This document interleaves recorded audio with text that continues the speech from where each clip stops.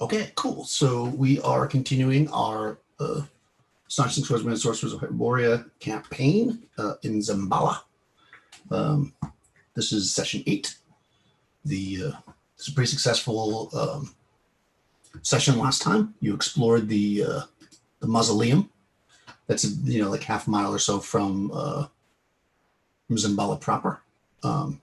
You put some zombies to rest. Got some various treasures. Came back, had a good time, I guess. We'll start off. We're going to jump 2 days forward because you guys had there was some information that you wanted to get that was going to take 2 days, so it's going to say 2 days went by. You are. I'm assuming that you all just go to this is just an assumption. If you guys want to pick a different bar, you can. But you're all at the Saturn's Luck, having breakfast of pomegranate wine and warm bread with butter. We'll just kind of go around and we can introduce your characters and we can figure out what you guys want to do this time. Let's see. Let's start with Crystal.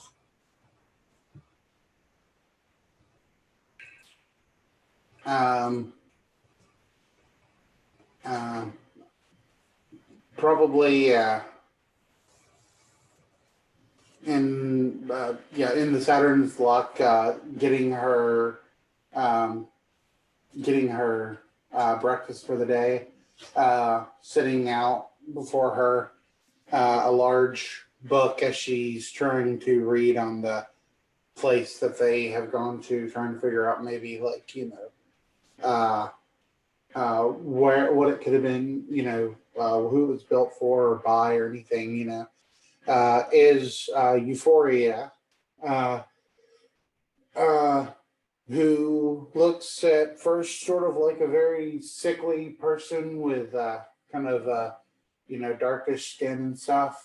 But as the camera kind of moves around her, she shows that she's moving her hands across the words of the book.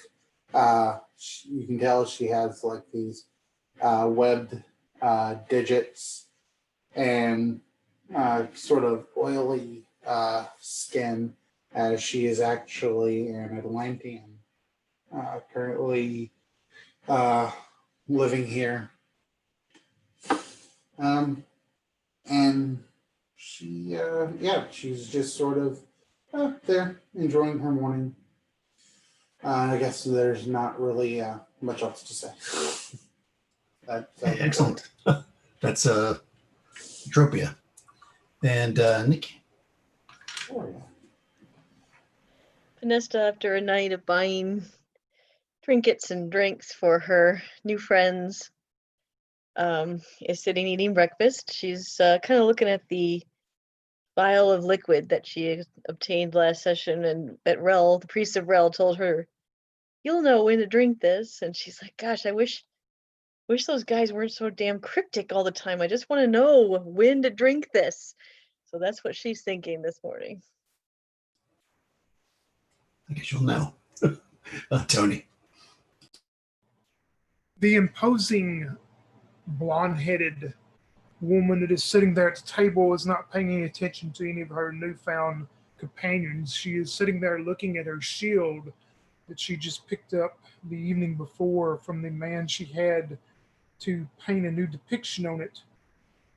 She goes, "Well, it looks a little like me, but really it's more like my mother, I guess." As she's looking at a depiction of this large, imposing, tall warrior woman that is holding this spear.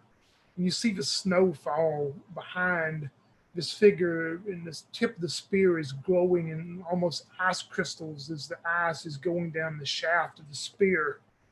And she goes, "Well, I guess this will do. I had to pay 15 gold for it. That seems kind of high, but oh well, he wasn't that cute, so I wasn't going to flirt with him. But we'll see how it holds up. I am playing Brighild the Imposing, the Warlock." Excellent. Let's see. We got Kenneth. Uhtred, the barbarian, he was pretty upset after our last adventure. He lost his sword, and out of a bit of rage, he threw the hilt on the ground and the sword was given to him when he was a youth by his father. And now he's a bit heartbroken over it, but he's taken some time to find a replacement of sort in the last couple of days. So at least he has something to use if necessary. And so he's just kind of sitting here with the rest of the group and just pondering the loss and waiting for the next adventure. Excellent. Okay. Your other friend is not here this morning. He's stepped out possibly to do his morning prayers. And yeah, so it is the 16th day of the 8th month. It's Earth Day. You know, or you assume based on what we were told, that on Star Day this week, which is if you count today, 4 days, there is supposedly another caravan that Aramis kind of strongly suggested that you get on. You may or may not have unfinished business in Zambala, and you may or may not want to leave. That's up to you, of course. But what is it that you'd like to do today? As Euphoria is sitting there looking over her tomes, she suddenly grows very excited and says, "Ah, that's it! That's it! I figured it out.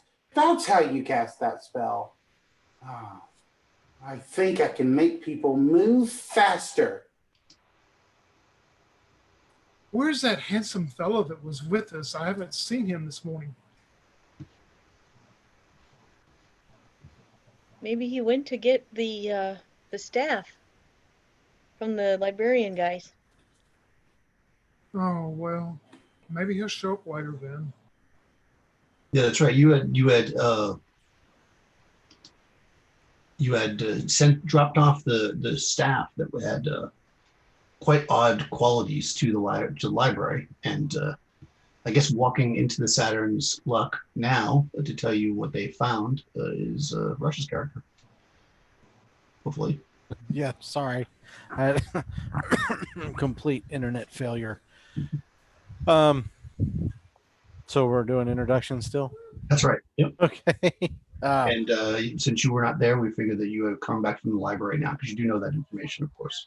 Yes. Coming back from the library, Old Hand stumbles in, still looking as though he's suffering greatly from a hangover.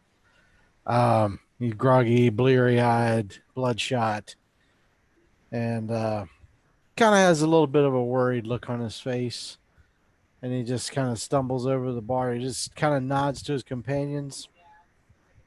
He stumbles over to the bar and orders a glass of the wine and a plate of bread, and sits down and immediately just chugs the wine nervously and stuffs a hunk of the bread in his mouth, and just begins to contemplate what's going on. So, and that is Oltan, the cleric of Yunde. Excellent. Okay. So what do you guys want to do? Hey, Brighild, that is a nice shield you found there. That's a nice painting Yes. job you got done. Yes, he did a fairly good job, I guess, at painting it for me. Like I say, I think it was a little expensive, but it seems this town is more expensive than some other things. But I'm sure we'll run into some more treasures we can find to spend. I think I saw your guy over there, Brighild. Yeah, I wonder why he's over there by himself. He doesn't want to associate with us this morning. Maybe you intimidate him. Well, he does get a little red in the face at times.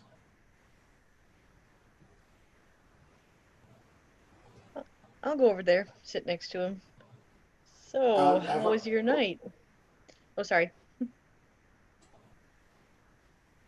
This one, go ahead.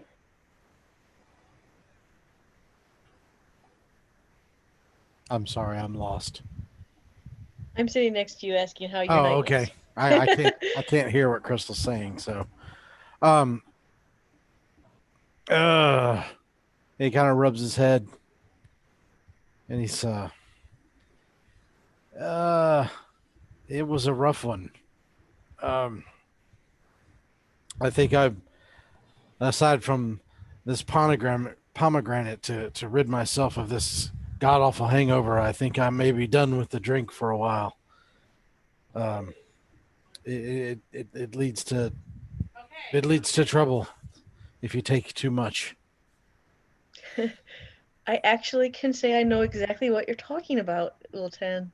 What kind of trouble did you get into? So he starts kind of like looking around, and he's like, "Well, so I got in a huge argument last night. Been drinking. Huge argument with a guy. We were talking about the gods, the old gods. This, that, and the other. And we were talking about the old gods being demons and all knows what. And we during our discussion, I found out that the satrap had hired some men to go and explore an old ruin about 2 days' ride from here. And the men uncovered one of these supposed old gods. And the satrap apparently is trying to decide whether he wants to use this thing or not, or turn it loose. The fool must know that only nothing good can come of this. And so in my drunken bravery, I said that I would. He has a map. So we went and he looks around again. He goes, we stole the damn map from the satrap's people. And the two, and he does the air quotes, he goes, clerics who were with me. I realized weren't clerics at all, but I believe they were part of the Thieves Guild. And we got into a bit of a scuffle, and they ran off. And I ran one way, they ran the other way, but we tore the map. And I've got half of it, and they've got half of it.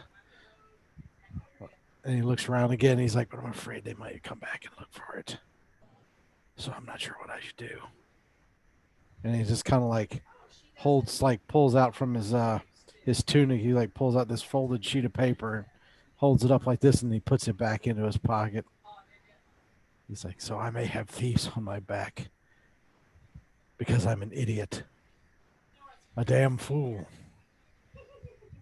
Oh, well, she pats you. We've all done things under the influence of drink that we would rather not have. And let me just tell you for the future that arguing religion while you're drunk, never a good idea. Just don't do that. So it seems. So it seems. But if these thieves, do you know they're from a guild? Do you know? Would you recognize them if you saw them again? I mean, I would recognize the men. I don't know anything about the thieves' guilds here, but I worry not only about them, but if the satrap finds out that I have half of his map, there's also that. Of course, he kind of tosses his hands up and he leans in close to you and he goes, well, of course, the damn satrap. I don't know what the hell is up with this. What's the deal with this guy? Because I've heard other rumors about him as well. Well, you remember that I met this guy. He's kind of a buffoon. At least that's how he acts. That would make sense. And if he's going to do an old god, something with one of the old gods, I know enough lore to know that makes him even more of a fool. Has anybody else come over, or is it just Panesta so far? I have not. Uhtred's over there as well. Oh. So he would lean forward and he says, well, my understanding is the damn satrap apparently has a beautiful wife. And she has grown tired of his buffoonery. And she seeks a lover with which to leans in real close.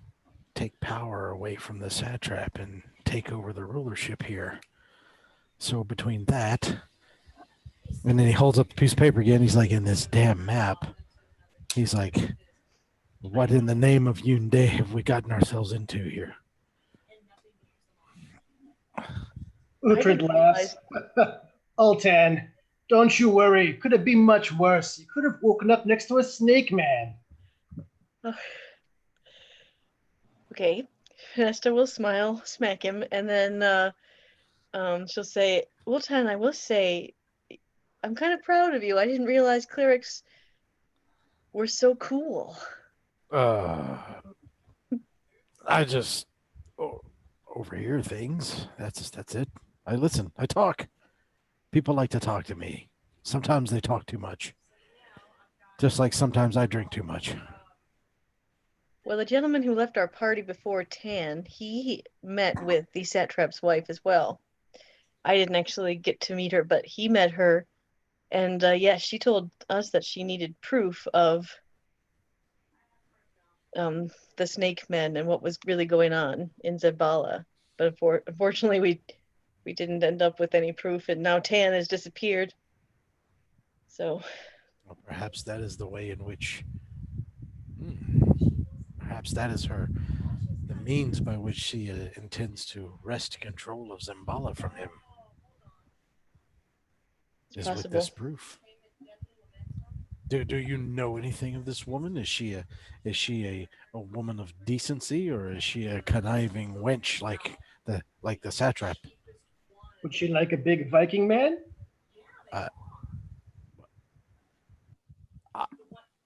I'm asking you. I don't know. Tan seemed quite taken with her. He seemed to think she was very beautiful, and I know we were going to work with her if we could have gotten proof. So he seemed to trust her as far as he trusted anyone. Hold on just a second. And if she's working against the satrap, I'm going to say that's, probably a good thing. So. Yes, well, as long as she herself is a good woman, though, it's replacing one. Oh, excuse me. Oh, the wine. Replacing one evil buffoon with another. What's the point? Or worse, an evil smart person. Yes. If she.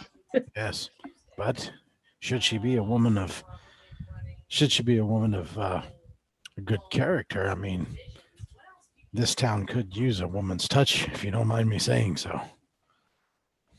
Oh no, I agree completely. Definitely could use a woman's touch. All right. We should probably tell the others. We all have to be on the lookout now for satrap's men or thieves. Well, the satrap doesn't know anything yet. I mean, the thieves aren't going to go run and tell because, he'd kill them too. I just don't want him to find out other ways. Mainly it's the thieves that we'll have to watch out for, I think. Bastards. I'm so stupid. It's okay. Like I said, we all have our reasons for looking over our shoulders in this town at this point. Don't feel too hard on yourself. Don't be too hard on yourself, Wilton. He reaches over and he pats both of you on the shoulders and he says, I thank my goddess every day that I've come across such fine people. Come, let us. I am feeling better. Let us go sit with the others.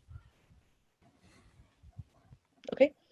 Meanwhile, while this was going on, Brickhild is sitting there looking at Eutropia, and she goes, do you have to get in the water ever so often to I don't know, for your lungs to breathe better, or is it okay for you to stay on land?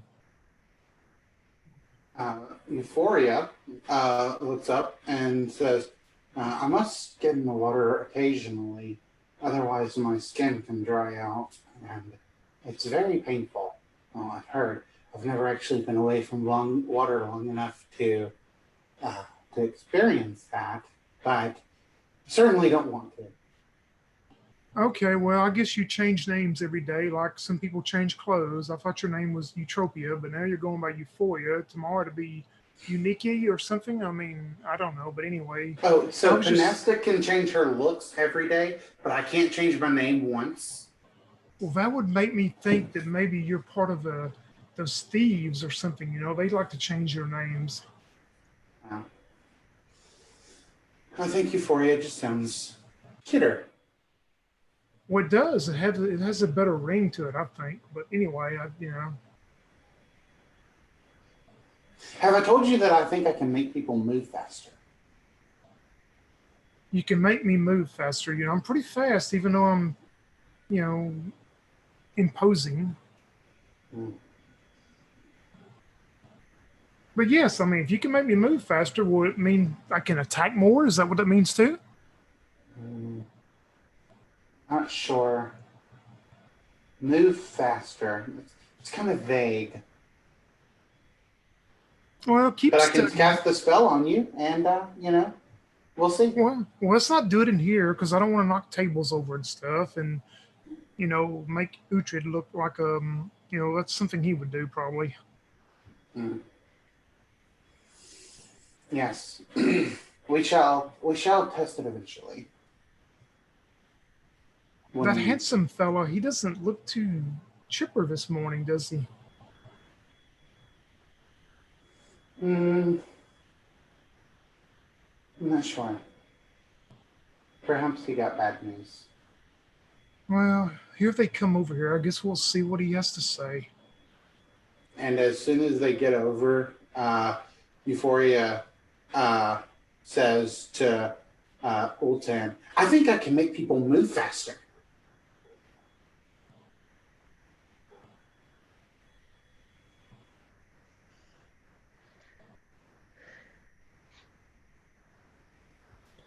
Well, that's a great, that could be helpful. Like running faster. Yes, certainly running. It will allow you to run faster, for sure. I kind of give Pinesta an elbow, so I probably could have used some of that last night. I don't know. Probably. Yeah. And so as I sit down, I kind of I'll say, well, I'm sorry, my friends, for any dour mood. I had a rough night. I should have stayed here and been less drunk and more gregarious, but instead I let my mouth get myself in trouble, and then I kind of relate to them the same story that I just related to the other two about the map. And also I'm going to go ahead and tell them the other thing about the satrap and what I heard about the satrap's wife, and say, so there we have it all. Brighild opens her mouth, and she's just sitting there with her mouth open for a minute, and then she goes, I thought clerics were supposed to have a lot of wisdom. It sounds like you had none.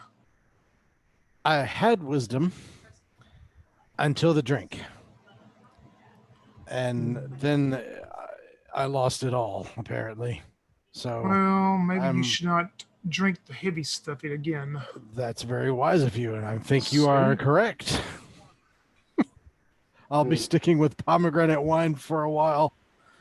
So what thieves guild is going to be chasing us then? I don't know. Just two thieves. I don't know what guilds are here and how many there are. Well, Knew I recognized the men from somewhere, and then I figured it out. But did they mention anything about the Temple of Rail to you?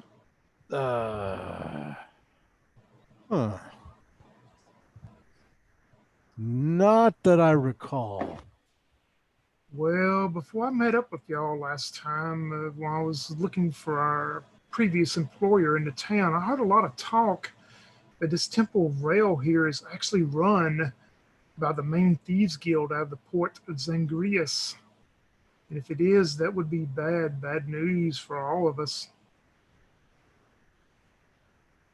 I mean, I get along with them. I have heard reports that the Temple of Rel has a lot of information. Of course, I tried to get information from them, and they were very cryptic. That's Well, kind of Must their worship MO. Rel. well, Panesta though, that's run by a thieves guild. They're gonna put on their little airs in front of you, I would think, until they really trust you. Maybe you could continue to build trust with them and, become one of them, if you know what I mean. Oh, you mean start worshiping Rel? Or at least pretend to. Oh, of course, it's always pretend. At this point, I think that I could probably do that. Could make a pretty good case for that. I've donated quite a bit of money into their very interesting fountain, and talked to the guy a few times, and Well, had see, some and then success. maybe you could hear news if any of them mention about somebody, well, matching Old Tan's description. Then we would know that, hey, that's possibly it is the rail that's involved in this too. Maybe. And if I say I want to worship Rel, it's possible they will perform some sort of rite where I might find something out. I know they took my friend Zulia into like a back room, and I couldn't hear what was said there. If I could gain access to that, maybe. Maybe. Well, here, I'll even help you out by making, well, this will help make a donation. And she pushes, Brickhill pushes a gold coin across to you. Oh, thank you very much. But I have a few gold pieces left, even after the carousing and buying myself another sword. So keep your gold. It's okay. Well, okay. And who knows what we'll need to buy later on tonight, so you might need it. Well, just don't buy any hard drinks for the once handsome priest.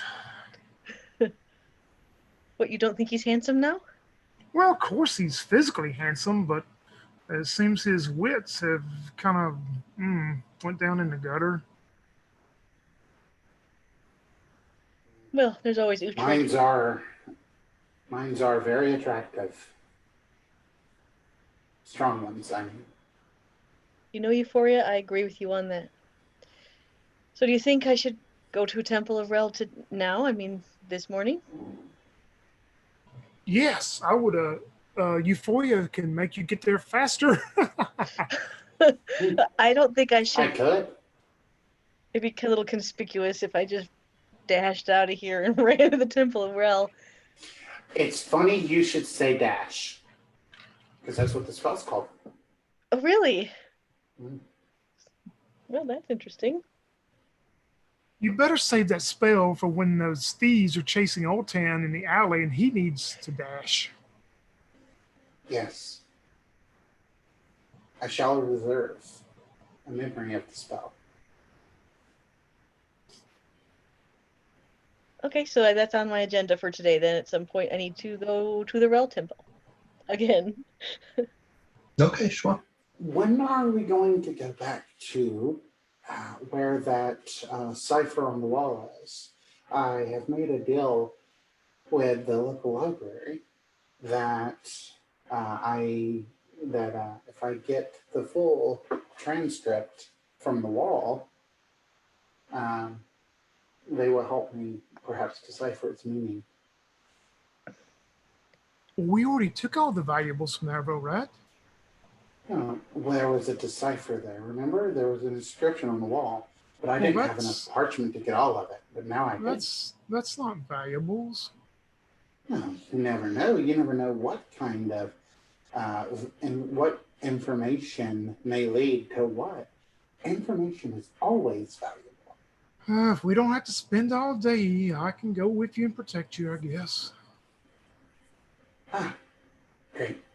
And I have another protector as well. Well, no, the big guy here, the almost handsome guy, he could probably go with us too. He likes to chop and slice and stuff like that too. Hmm. But Well, then that would make 4 of us. Uhtred grins as he's shoveling food in his mouth.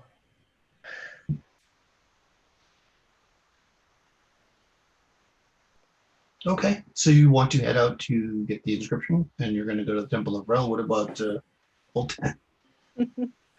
I'm guessing you're not going to go to the Temple of Rel, but I mean, you don't know.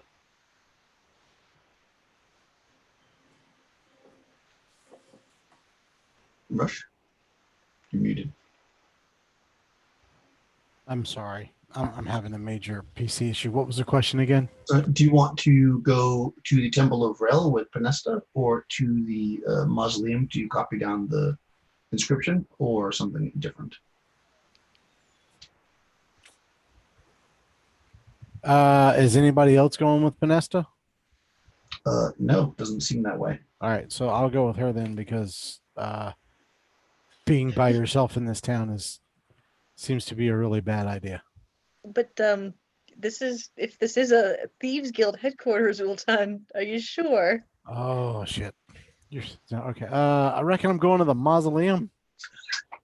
I will. I mean, I don't, No, you can come if you want. Just just a thought. I haven't been sober enough to have all my wisdom back. Evidently.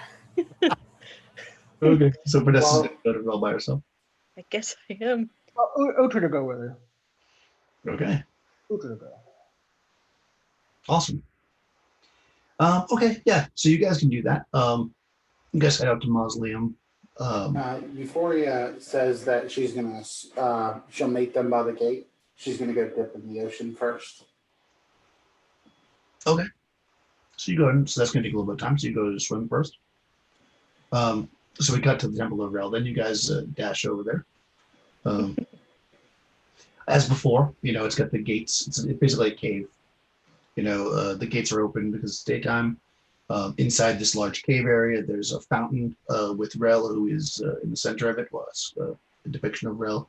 He is naked, save for his big floppy hat and winged boots, and he is, water is pouring, into the fountain.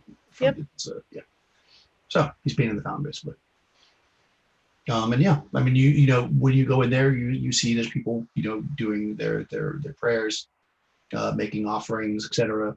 And yeah, you see some of the people you've talked to before. You seem to see this one acolyte all the time. He sees you, he does his little nod thing. She says, "I've had another night, good sir, to think on things, and I've been without a religion for some time now, trying to figure out where I fit. And I think that Rel speaks to me in ways that others do not. And I'm wondering what kinds of things I have to do to become a worshiper of Rel." Well, Rel accepts all worshippers. But I am a bard. I am a seeker of knowledge. I want to know more about Rel and who he is. And Let's see. Well, of course, you could learn about Rel. Of course, we have a regular ceremonies at noon on moon days.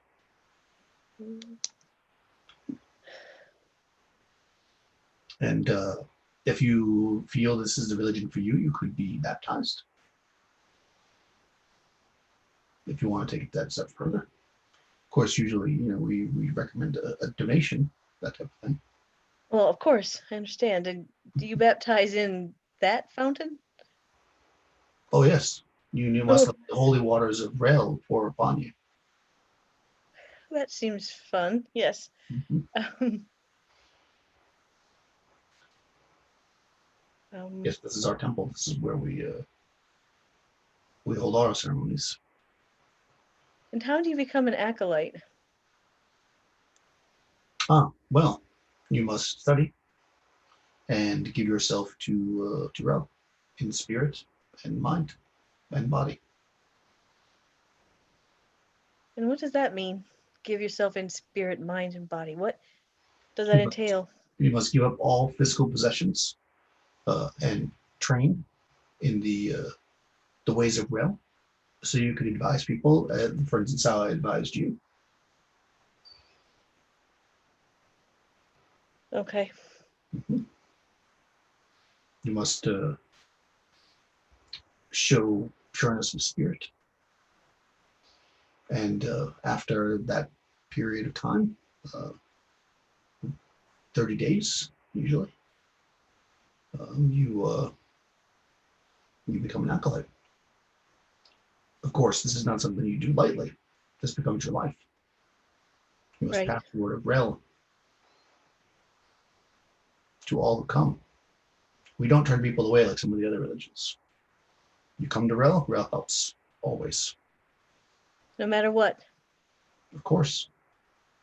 Rel does not judge. So if I was trying to find something, could Rel help? Of course. Rel is the finder of things. All right. I'm looking for half of a map. Half of the map. Half of a map. I don't physically have it, but I know where to find it. Have one half, and I'm looking for the other half. Do you think Rel could help me find this for a proper donation, of course? What is the map of? Perhaps Let's the just call library. it a treasure map. Oh, a treasure map. Mhm. See, there you're going down the wrong direction. People come to Rel thinking they're going to get rich. It's easy money. Doesn't work like that. When it is your time to find the treasure, you will find it. So say Rel.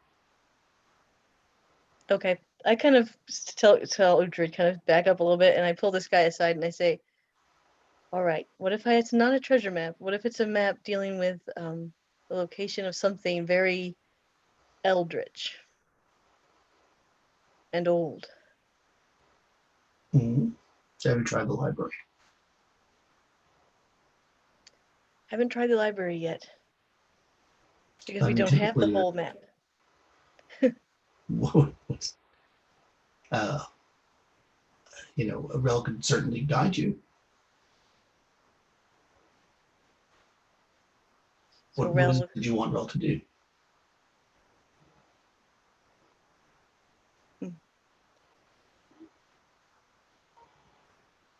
I want him to give me some inspiration as to Yes. where and who might have this other half of this map. Well, I am not Rel, of course. Though some say I have a pretty good. He kind of looks statue. But if you are seeking the lost half of a map, typically the place to start looking is where you found it.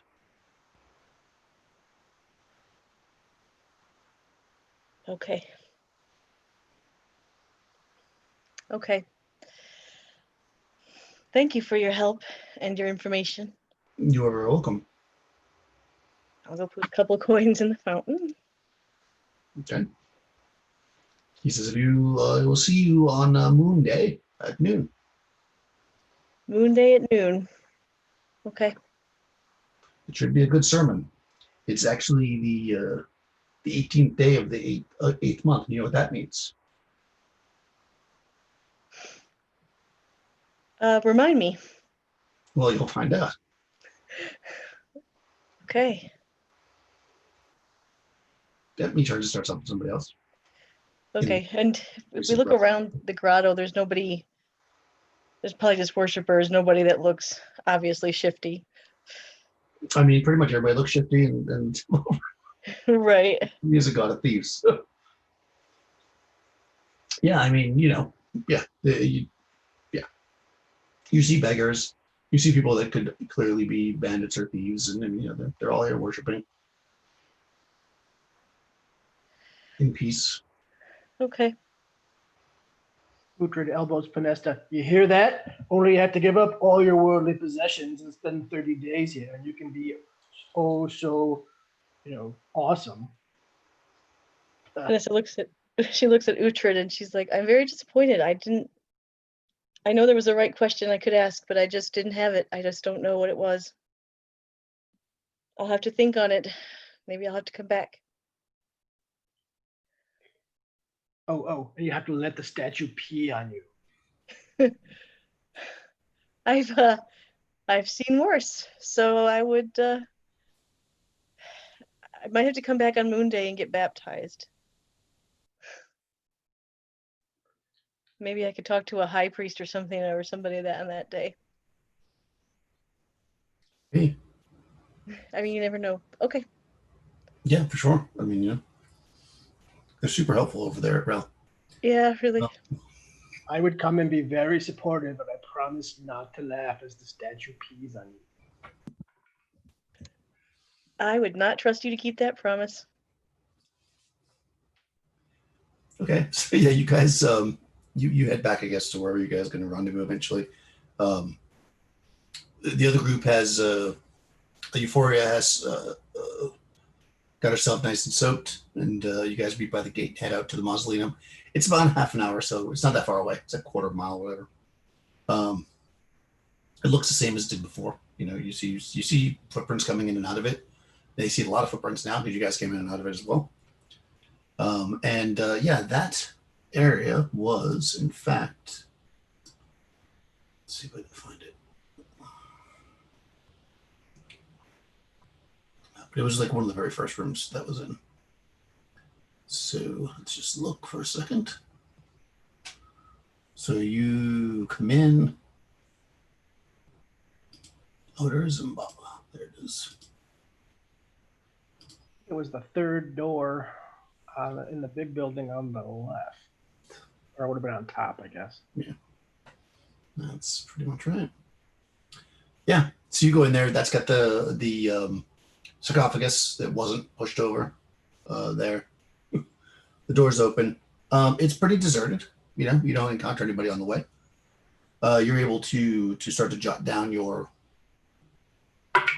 information. It takes maybe like an hour or so, you know, to take your time to write it down. It goes pretty much as expected. You do what you got to do, and if you don't want to explore any other rooms, you just head back, and you don't really encounter anything at all. It's pretty easy, actually. There weren't any rooms that we missed, were there? As far as you know, you've explored the entire place. Okay. I do want to say, in case I wasn't clear before, like when Euphoria is like walking back from the ocean, she does have like this other woman following her who's wearing like chainmail and has like a spear and a cockata on her side. Oh, yes. Okay, I'm sorry. Yeah, you want to try your henchman. Yes, you now have a henchman. I don't know if anyone says anything or, you know.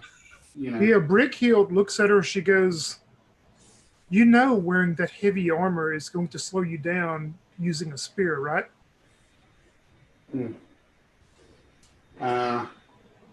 She would say, well, I've been paid to protect this one, so I figure I'll just protect her. Anything that charges her, I'll spear it.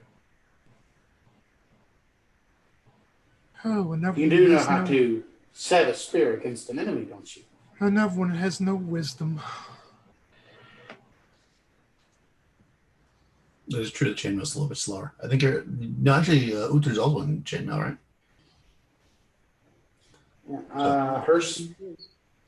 Her speed is, I have it here somewhere. It should be 30 if she's in chainmail. 40. It says her speed is 40 per movement. I believe that is incorrect. That's what I've got is 40. Oh, then that is correct. Then maybe chainmail doesn't slow you down. Or, yeah, okay. I'll check. Yeah. For some reason, I thought chainmail was medium armor. I thought medium armor slowed you down, but I could be wrong. But Midverse sounds wrong with something.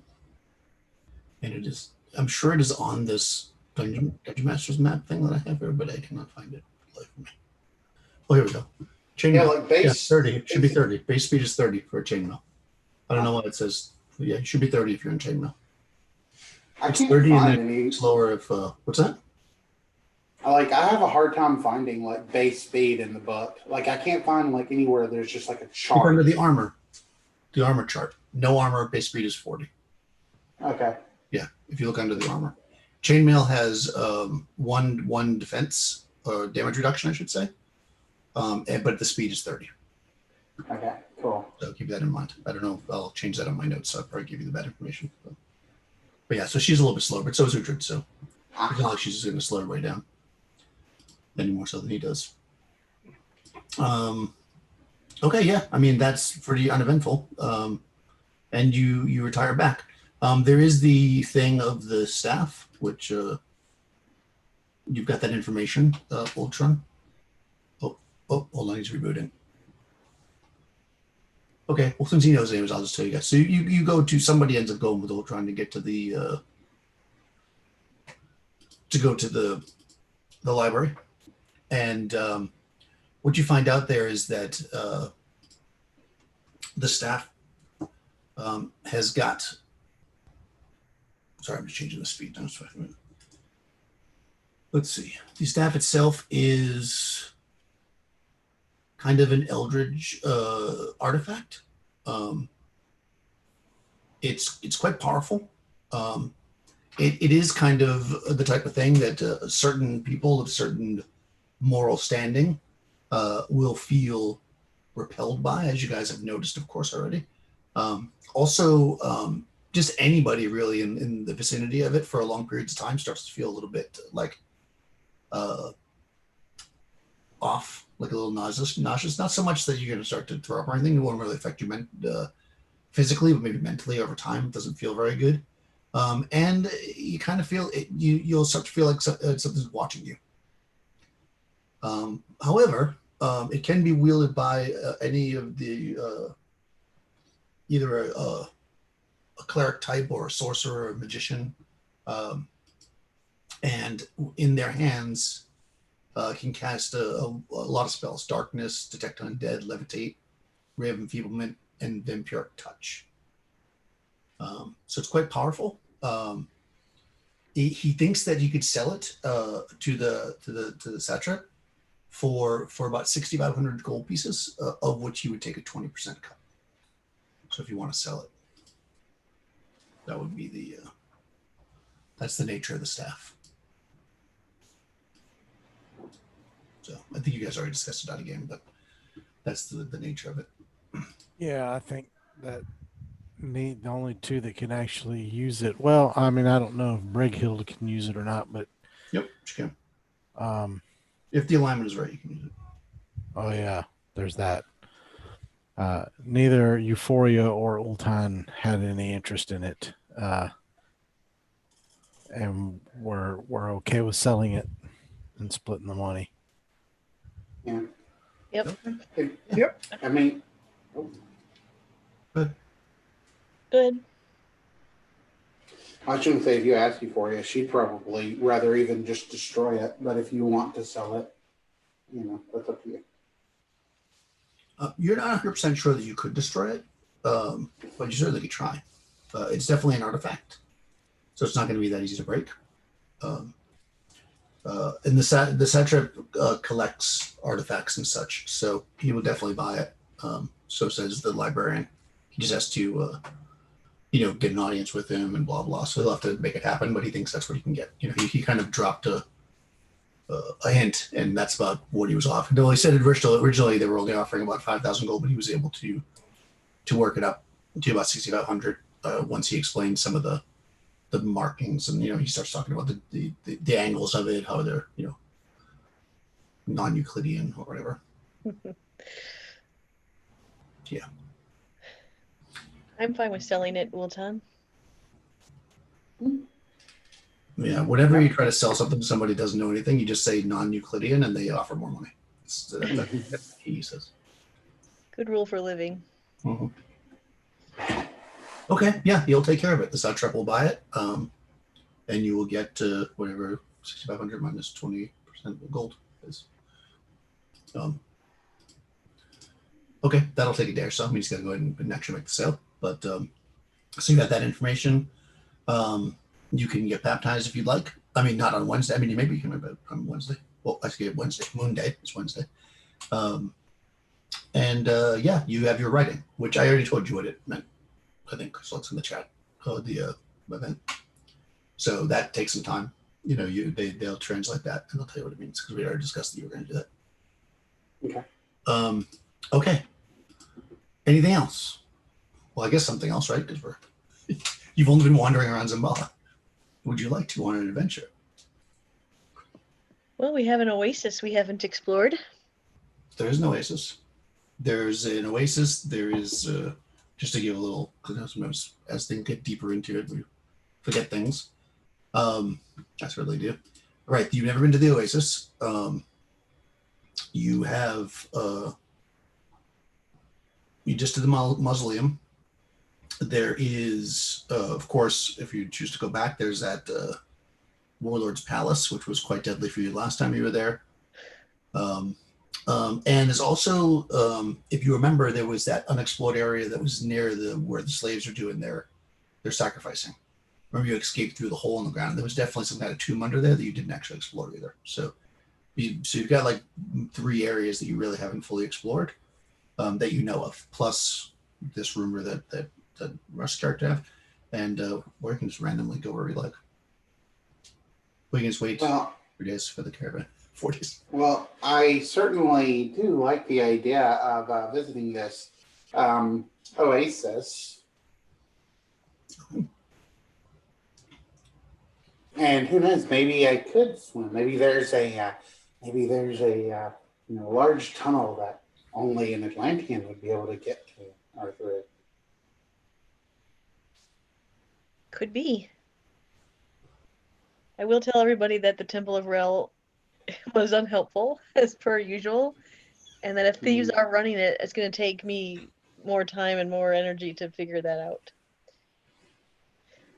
I'll have to go back several times. I think you would do good at that. Just continue going. I'm sure that they will maybe loosen up at one point with you. I'm not going to give up. The question will come to me. You just have to ask the right question. Or do a job for them or something. Once I get baptized.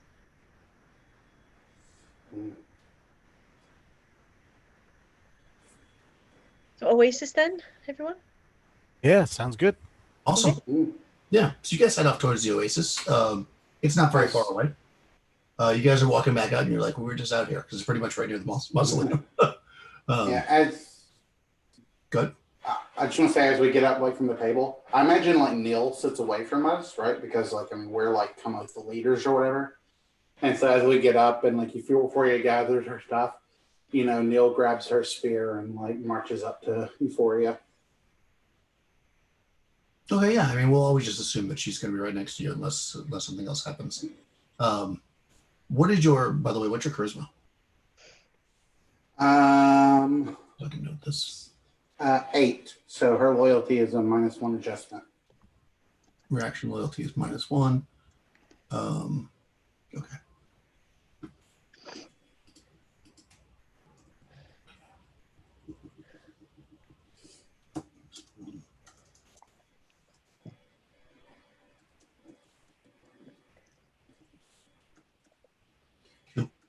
So I know that. Yeah, she gets her, gets up. I mean, you did give her a little extra gold, so she's pretty happy. I mean, you guys are staying in that, although it's not that fancy apartment. You just gotta stay at the Simon's Luck. All right, so yeah, you head out into the desert. By now you're getting pretty comfortable walking through these ruins that are the desert. It's the middle of the day. People are all the slaves that come in. When they ring the bell in the morning are in working for the most part. So, as in the past, you walk past, you see some of the ruins have been created into little households. So you do see some, women with small children, and some people who aren't in the city. So it's not completely deserted, but it's pretty deserted as you walk out through. And as you get kind of within a few hundred yards of the oasis, you're kind of looking down on it. You can see that of course you would follow. You knew where it was all along, but now you're going right to it. So you can see that there's just tracks after tracks after tracks, barefoot, people walking to this oasis. So clearly it's used quite a bit by the slave caste. And similar to this. Yeah, so there's a few palm trees growing. But let me read the description of the oasis, which is a very good one. Now stagnant and sludgy, the oasis is as much a mockery of Zambala's former glory as the ruins that surround it. The encirculating palms are tall and tenacious, although the water is hopelessly polluted. You do see people though that are like the slave population again. That some of the women they're there with like small children, and they're just kind of like scooping the sludgy water and kind of cleaning off whatever mud from it and getting whatever water they can out of it and filling their baskets. You do see some people fishing in parts that have like little bits of deeper areas. You see and there must be some kind of like crayfish or crabs or something that they're trying to grab with nets, and you can also see them dropping actual fishing lines into it. There must be deeper parts as it goes out. In addition to that, there's also quite a bit of like birds that are flying in and out using it.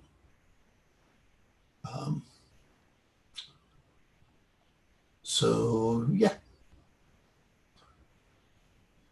So you're going swimming in this? No, I do not believe I would go swimming in this. Yeah, do you want to go closer to explore it? Right now, you just see like a bunch of these, like, well, a bunch. There's not that many. There's like maybe, let's say, a dozen total, including the children, like the slave caste there, utilizing the space. Some are fishing, some are getting water. Yeah, we need to go. We came here to explore it. Let's go explore it. Okay. I wonder if Well- we're into our old zombie friend. But, I mean, you do notice that there are a lot of slaves over there. What if the men-eater are over there as well? I'm sorry, you faded out there, Crystal. Would you? Your volume's What like if real the- low. Oh, sorry. I don't know if I can fix it. She says, what if the man-eaters are over there as well? Man-eaters? Yeah, Oltan looks around. Yeah, What- some of what the is- slaves are cannibals. I think we tried to, just so you know. Oh, that would have. Well, that's good information to have. Is this any better? Yeah, a little bit. I was going to say, slaves are not.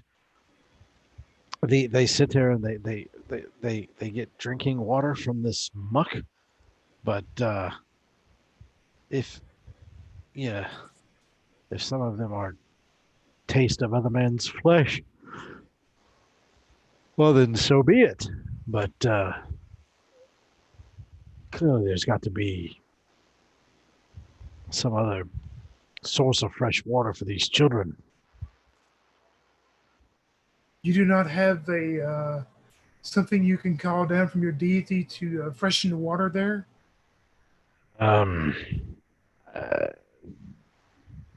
Yunde can sometimes speak through us to do that very thing, but usually only in small amounts. I am still young.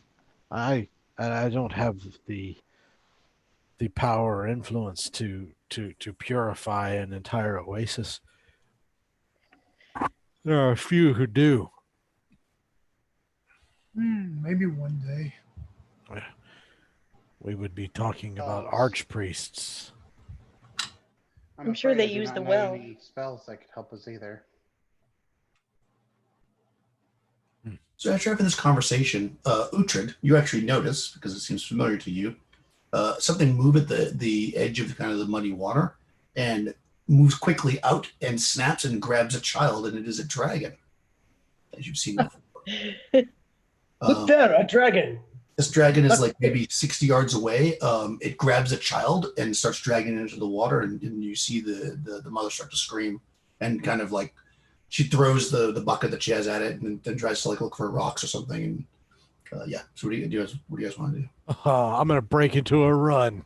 Yeah, Ulfrid would as well. He'd see that and he'd just rush right at it. All right, cool. Yeah, I'm gonna sling a stone at it. okay. Well, Can you hear me? they're Like, running- is this any better or is it worse? Or Yeah, you just need, I You're think, solved. well, I hear you're fine now, but I think you just need to like speak up a little bit and you're good to go. You're fine. You sound pretty good now. It's not as loud as you've been in the other times, but we can Yeah, it's definitely just hear like you. you're real soft. I mean, it's clear, but it's just soft. I'm gonna need to get a new headset. Is this any better? This is Oh that- yeah, that is. Oh, good. Okay. You can sling this down first. I mean, if you're doing a missile attack, you'll go, because you still have to run there. Okay. Cool. Let's see how good I can miss. Let's see. Do I have any dex thing? 1 second. Looking at my stats. Dex. No, I do not have any extra to hit. Okay. So I hit armor class 7. That does not hit. Well, it probably bounces off the side. Excuse me. Sorry about that. After she slings the stone, if she can, like she'll move up more because like she's in medium distance now. Yeah, for sure. All right, so you guys charge at this thing.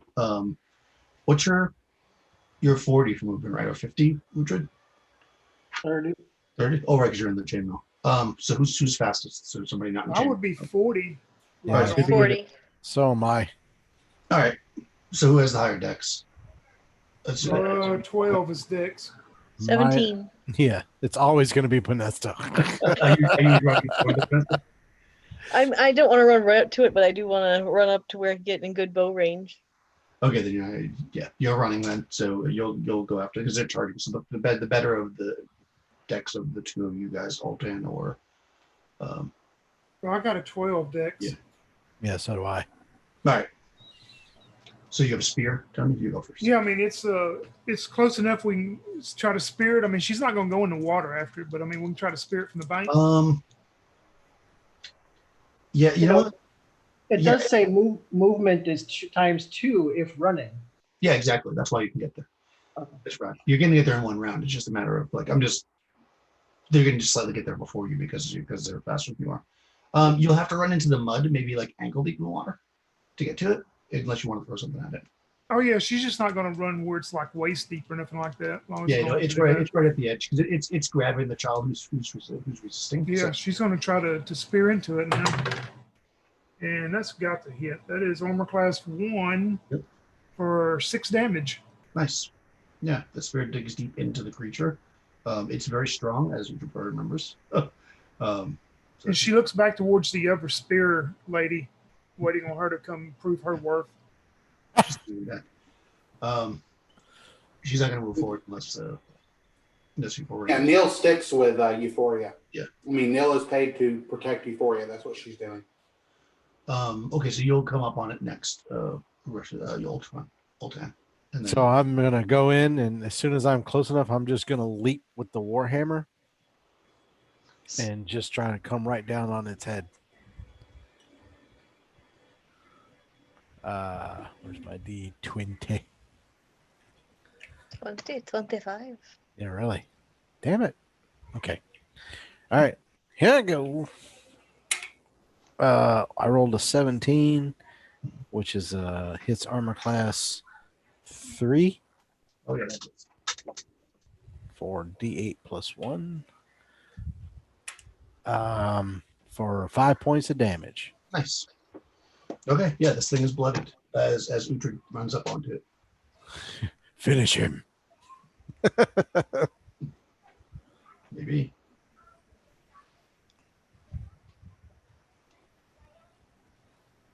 Uhtred. Uhtred. Sorry, I had it muted. Uhtred.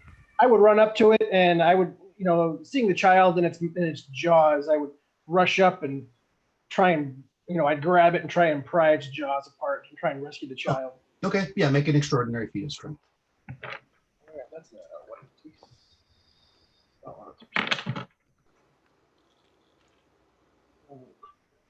75. Okay, I mean you're not able to do that. I'll say that you're at least preventing it from, doing the death flip with the child because you're kind of wrestling with it currently, but you're not able to pull it apart this round. And you can shoot your bow now, Vanessa. Okay. No, I sail an arrow into the water right next to it. Okay. All right. So We're going to the next round. We're going to take everybody's general action, and then we'll roll initiative. Euphoria. Euphoria, I'm going to guess she's moved up to within 50 feet of it now. Yeah. So she will sling her sling, and she'll be at a +1 to do that. Nice. Short range, right? Good. But she, huh? State your general action. Oh yeah. Sorry, I'm Vanessa. slinging a sling. Yeah, sorry. Another bow shot. Okay. Utrid. Melee. Brigild. Spear attack. Okay. Ultan. Melee. All right. So let's roll a. Let's have Crystal roll initiative because you're on the top corner from me right now. You got a 4. We get a 3. Okay, it's gonna go first. All right. Let me roll this more out. It's pretty hurt right now. Actually, it tries to retreat into the water. It backs up. It's gonna let go of the child because you're wrestling with it. It opens its jaw to let go of the child, and it scoots back into the water. Unless you want to follow it, you're not gonna be able to melee it. Because it's not running, it's gonna do like a what do you call it? Fighting withdrawal. Like a fighting withdrawal. It's gonna slide back, and you're already so. I mean, unless you want to take a risk and go into the water a little bit. But I will say the bow shots can go off. Unless somebody wants to chase it in the water. If you want to chase it in the water, you can do it, but you will be chasing it in the water. That sounds awfully scary. I don't think Nope, so. not gonna do it. All I right. would take my bow shot though. All right. Go ahead, Vanessa. That time, I hit armor class 2. It's Okay, for 4 points. okay.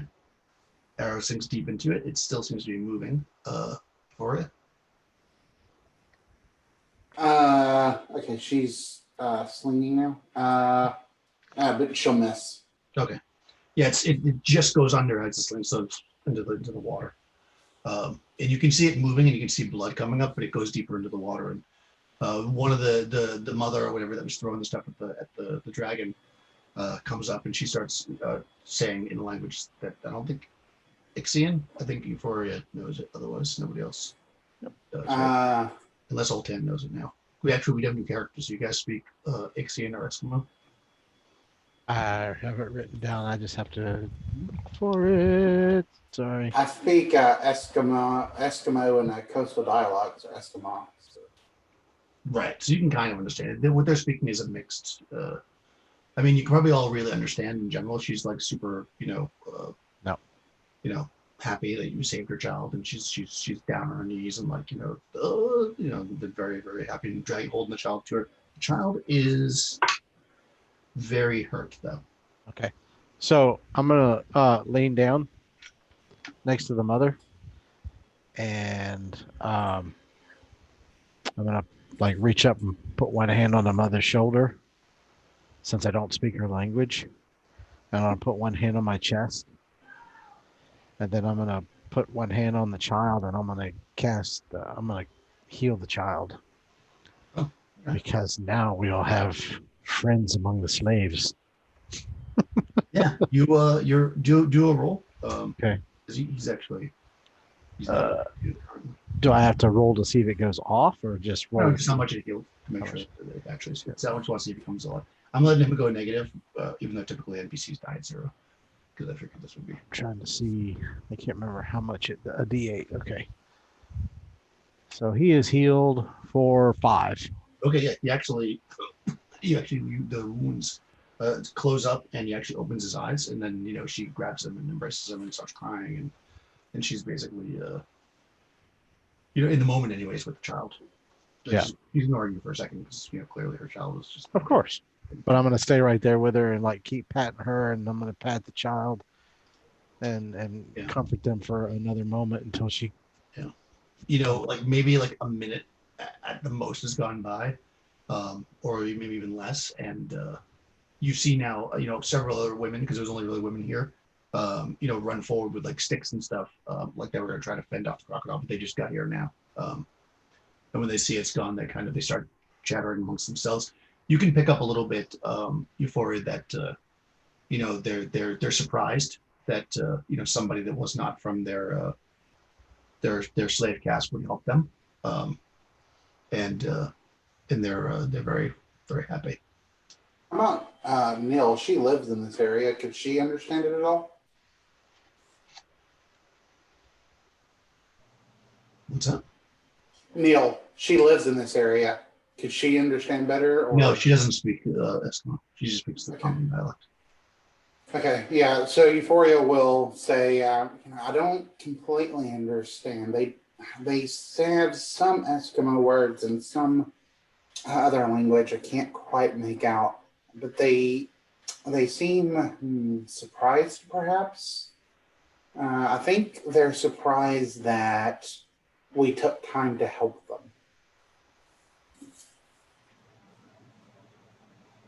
Doesn't surprise me. From the way I've seen slaves in the time I've been in Zambala treated, or from my interactions with them, it doesn't surprise me that they are surprised.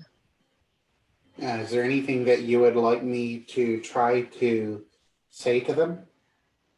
So I would look over and I would say, just tell her that we are friends.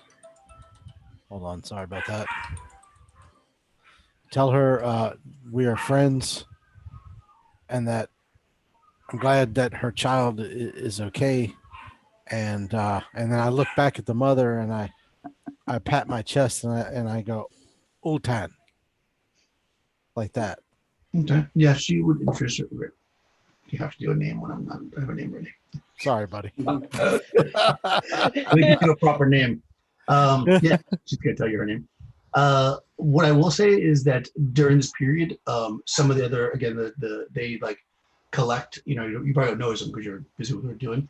Somehow between the women, they collect like whatever coin or whatever they have, and they try to hand you 7 copper pieces. No, put my hands up and shake my head.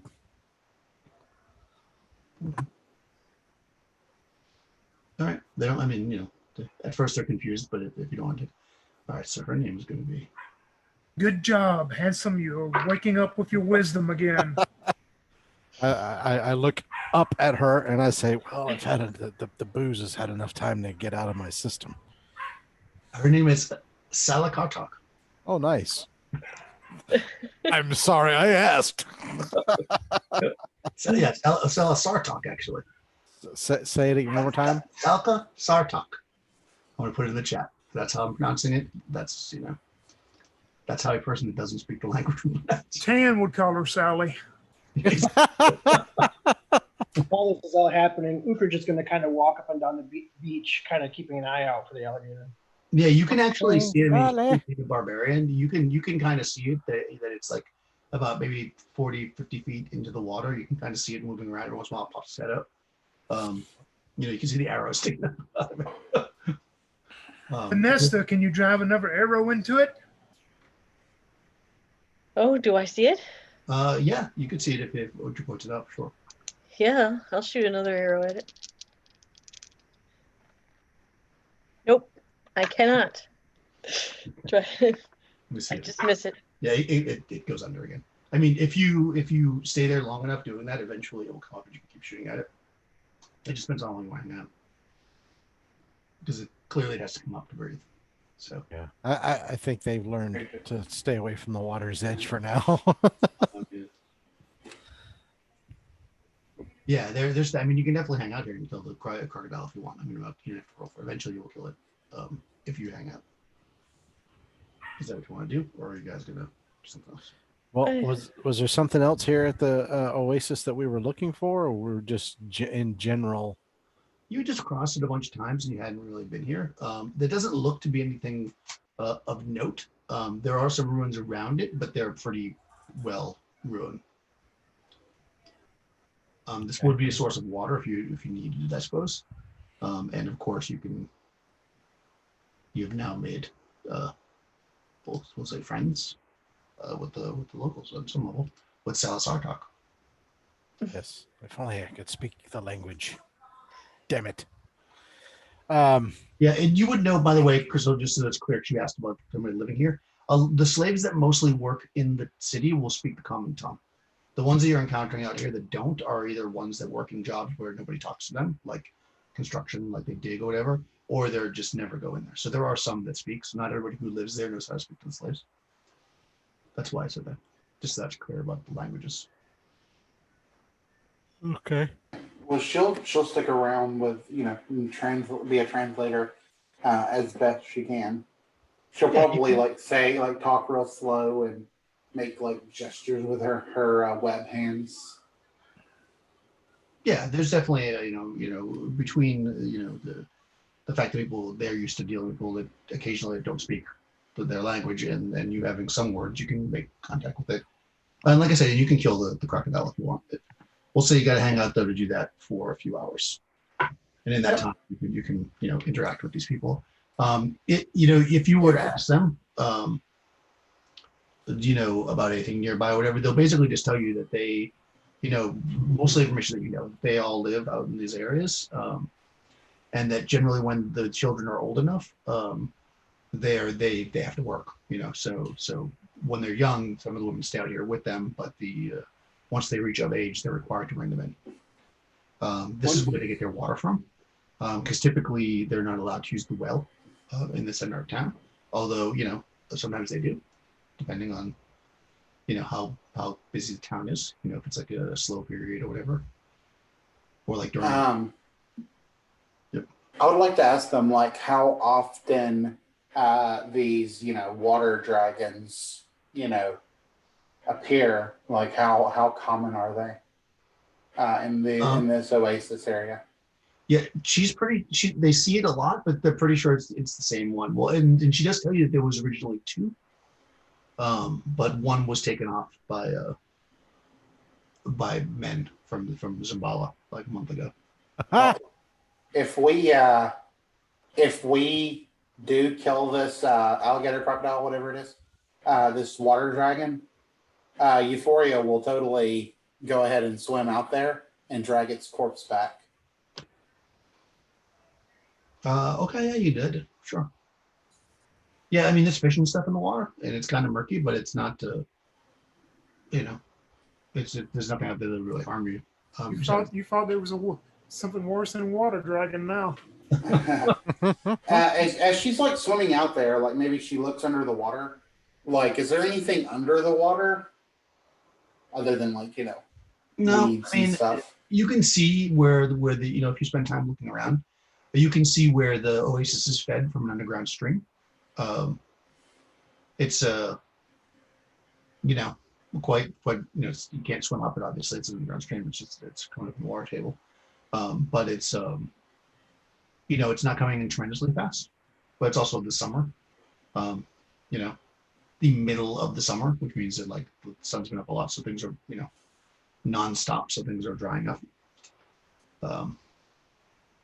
But as far as anything else, is mostly just like the kind of things you like marine life that you might eat. Like I said, crabs, some fish, stuff like that. Okay. Well, she'll drag that beast up and say to the party like, should we like let these people have it for food, or maybe we can take it back to Saturn's luck and If this beast has been terrorizing these slaves as they try to get water and fish for food, then I say that we let them have it. Yes, leave it with them. I'm not dragging this thing an hour into the town. That's silly. Well, I mean, also that if I was hungry enough, I would do it, but it would be a fine gesture to them as well. We've saved the child. We've provided this thing will feed many of these slaves for days, weeks, maybe. Who knows? Okay. But so Euphoria will go to Slaxertot, and she will explain that they can have this beast, and and that its tail contains a lot of meat, good for eating. Okay, yeah. I mean, she understands that, and they're very happy that you brought it to shore for them. And yeah, I mean, they're gonna, like you said, it's gonna feed them for many days, anyways. Yeah. So they start to, the group of them now that are there. Some more have gathered, probably because they heard or people ran and got them or whatever. They start to drag it up and a couple of them have knives, not that many. They mostly have they don't have anything really. So but a couple of knives, they start to, skinning it or, preparing the meat. Euphoria will ask the group, like, more secretly, should we maybe ask about, the other of them that hang out among the, ruins out deep in the desert?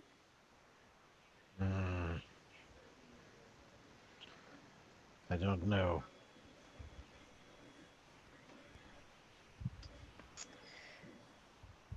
I don't know if they would tell you much. I would Okay. not. Yes, we also risk offense. Very well. Let us revel in the fact that we may have allies among these people now, should we need them, and we'll go from there. So scanning around after, while they're sitting there messing with this humongous alligator thing, no kind of buildings or structures or anything like that as far as the eye can see from where we are? There are, but this whole area is full of ruins. The original city of Zimbala before the Green Death extended far beyond this. So there's definitely ruins here. As you kind of wander around, you see that most of them are either completely flattened or they're occupied by families. Okay. And nothing seems, overtly hostile. You don't see any weapons or anything like that. You just see basically like shelters with rude fabrics hung up to like block the sun, and then small fire pits. So I would turn to the others and I say, well, perhaps there are no riches of coin here, but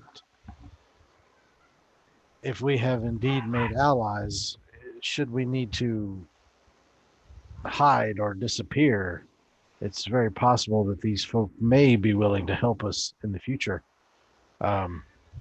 given that we have fed them and saved one of their children. So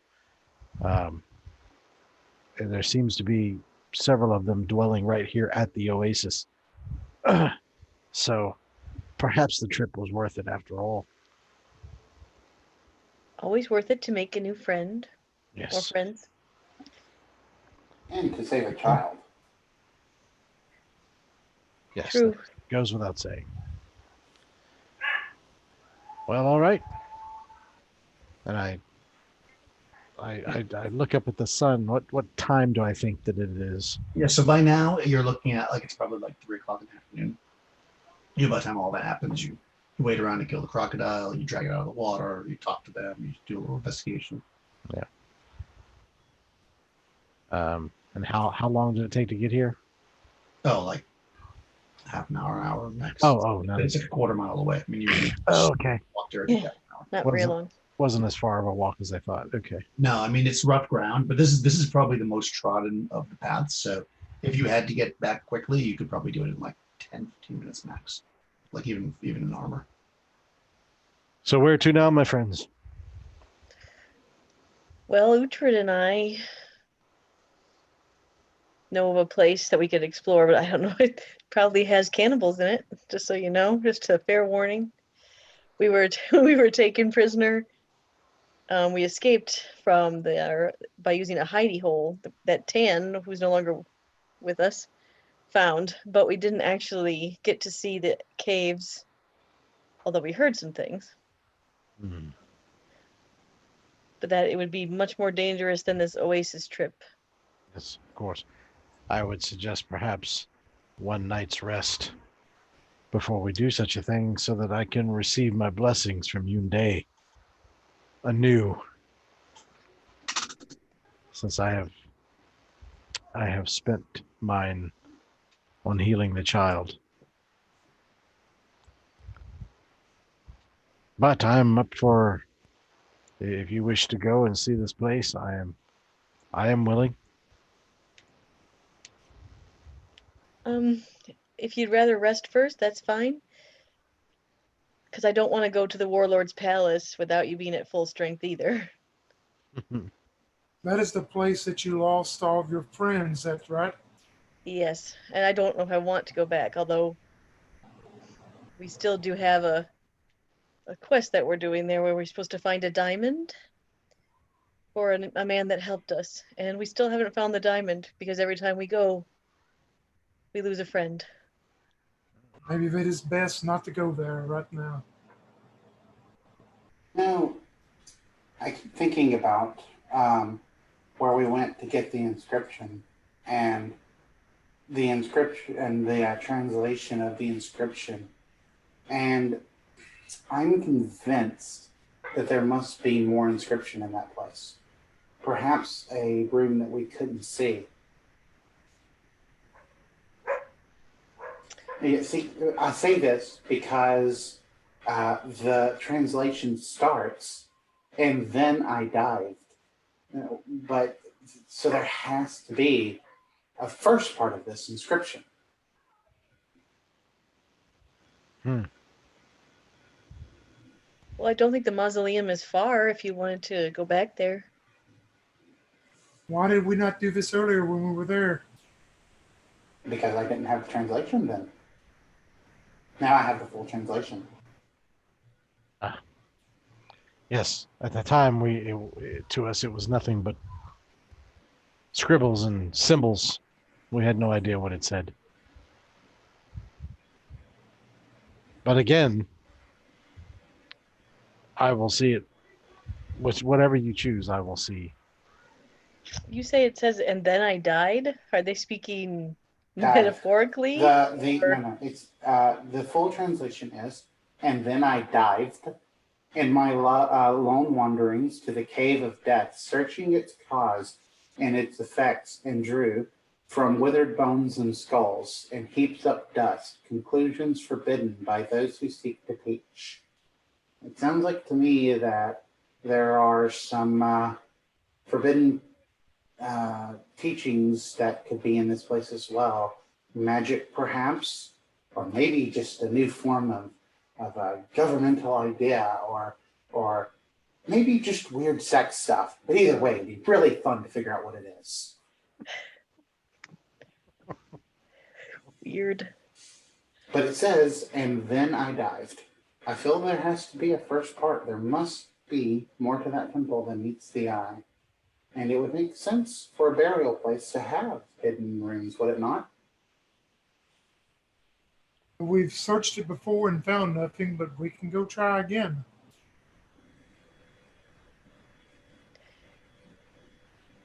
I am here to serve you all. So you decide. All right, but if we run into more zombies, I'm just going to throw you at them. Well, we have Neil with us now, Oh, Maybe true. they'll have the translation you're looking for. perhaps. All right, so you going back to the mausoleum? Mm-hmm. Okay. Yeah, I mean, so you're basically going there because you think you may have missed like a secret door or something. Yes. All right. Do this if I can.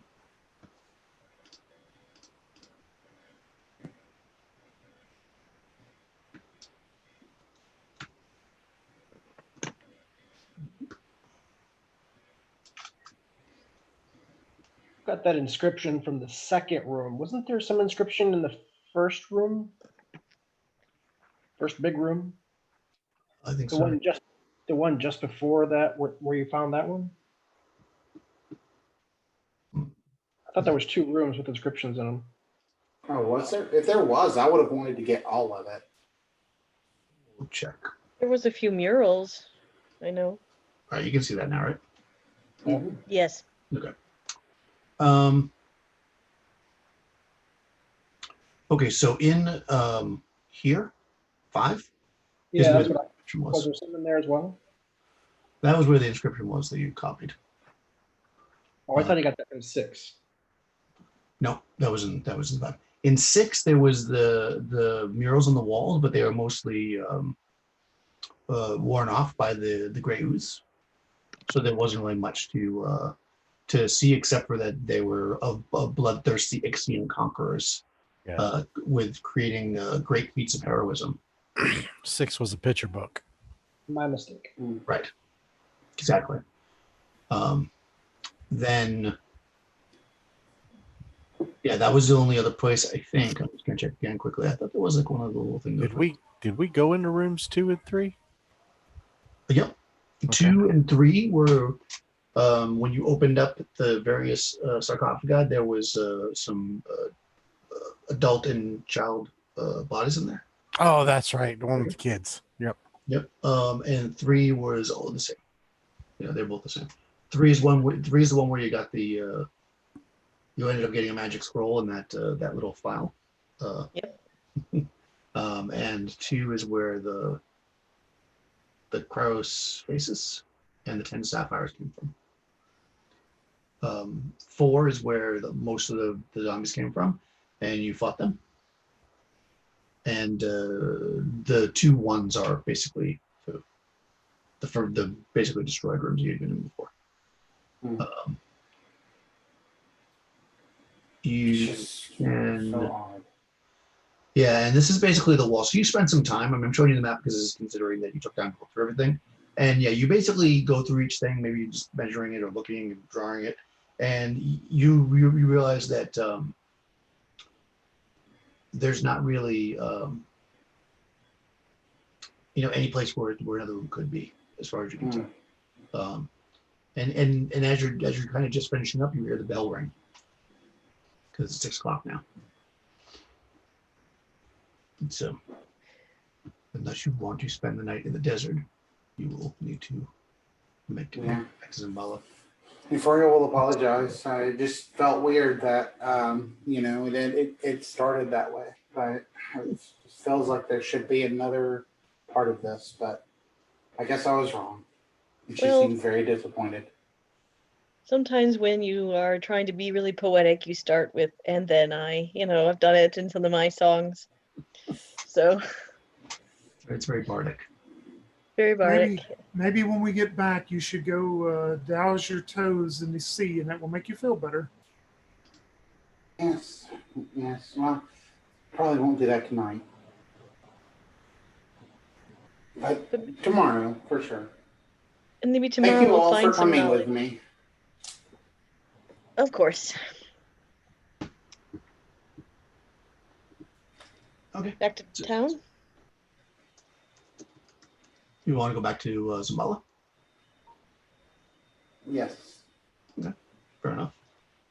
Yeah, you can do that. I mean, it doesn't take very long. Clearly, like people, the bell rings and then people have to start moving around. So as you're kind of, coming in, you see, the tail end of a lot of the slaves, day slaves, coming back out, to go to their homes or whatever. How much would like a fairly, nice drink cost, Daniel? You're muted. I mean, you'd have to go somewhere different to get a nice drink because it only, Well, if you want to go sorry. somewhere. I mean, you can. It would be, let's say, let me look. I mean, I don't know if you want to go to Aramis's place. No, I just want to have Euphoria hand Neil a few extra, copper, silver, whatever would pay for an okay drink. Okay. And say, thank you for your extra, work today, and have a good drink on me. Fair enough. Let me check. I'll give you a price for a good drink. If I can find it. There is, let's see. 2 silver pieces. 2 silver? 2 silver would buy a mug of decent pomegranate wine. Yeah. 2 silver, you said? Yeah, versus what it costs in the where you guys usually stay. It's I think 1 silver, so about twice. Okay. Yeah. Yeah, so she will hand Neil 2 silver pieces and say, this is for, the extra work you did. Have a good drink. And you can meet me at the apartment in the morning. Oh, how generous of you! 1 drink. She takes some more. Yes. All right, you can do that. Anything else, guys? Want to do tonight, or we can just come to the morning? Well, if the bell has rung, we should probably get indoors. Yes, unless you want to encounter more Saint in the way that Pastor did. Right? Yeah. Okay. Yes, you sleep, in your apartments or whatever. You get up in the morning and prepare yourselves. I get another day off my spell thing. No, you can't get a day after that. You aren't training. Oh, that's right. That's right. Training is 8 hours of training, not That's walking right. around. Yeah, so you get up, I guess, and you all meet in the morning, including your henchman who's not hungover because they only had 1 extra drink. But yeah, what do you guys want to do? What is the plan in Zambala? You were talking about that cave that you had discovered before. There's also the Warlords place, or you could just wreak havoc in the bazaar like you usually do.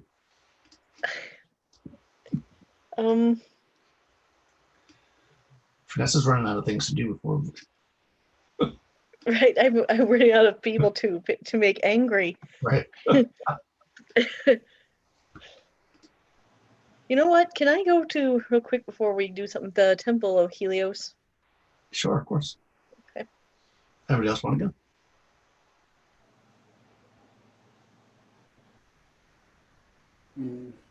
No.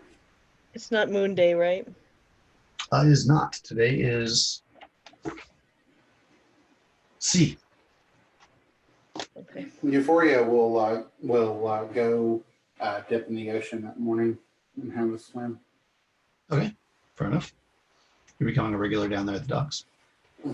Yeah, so you go to the Temple of Helios. As you remember, it's kind of a long stairs going up to a giant statue, big, elaborate setup in there.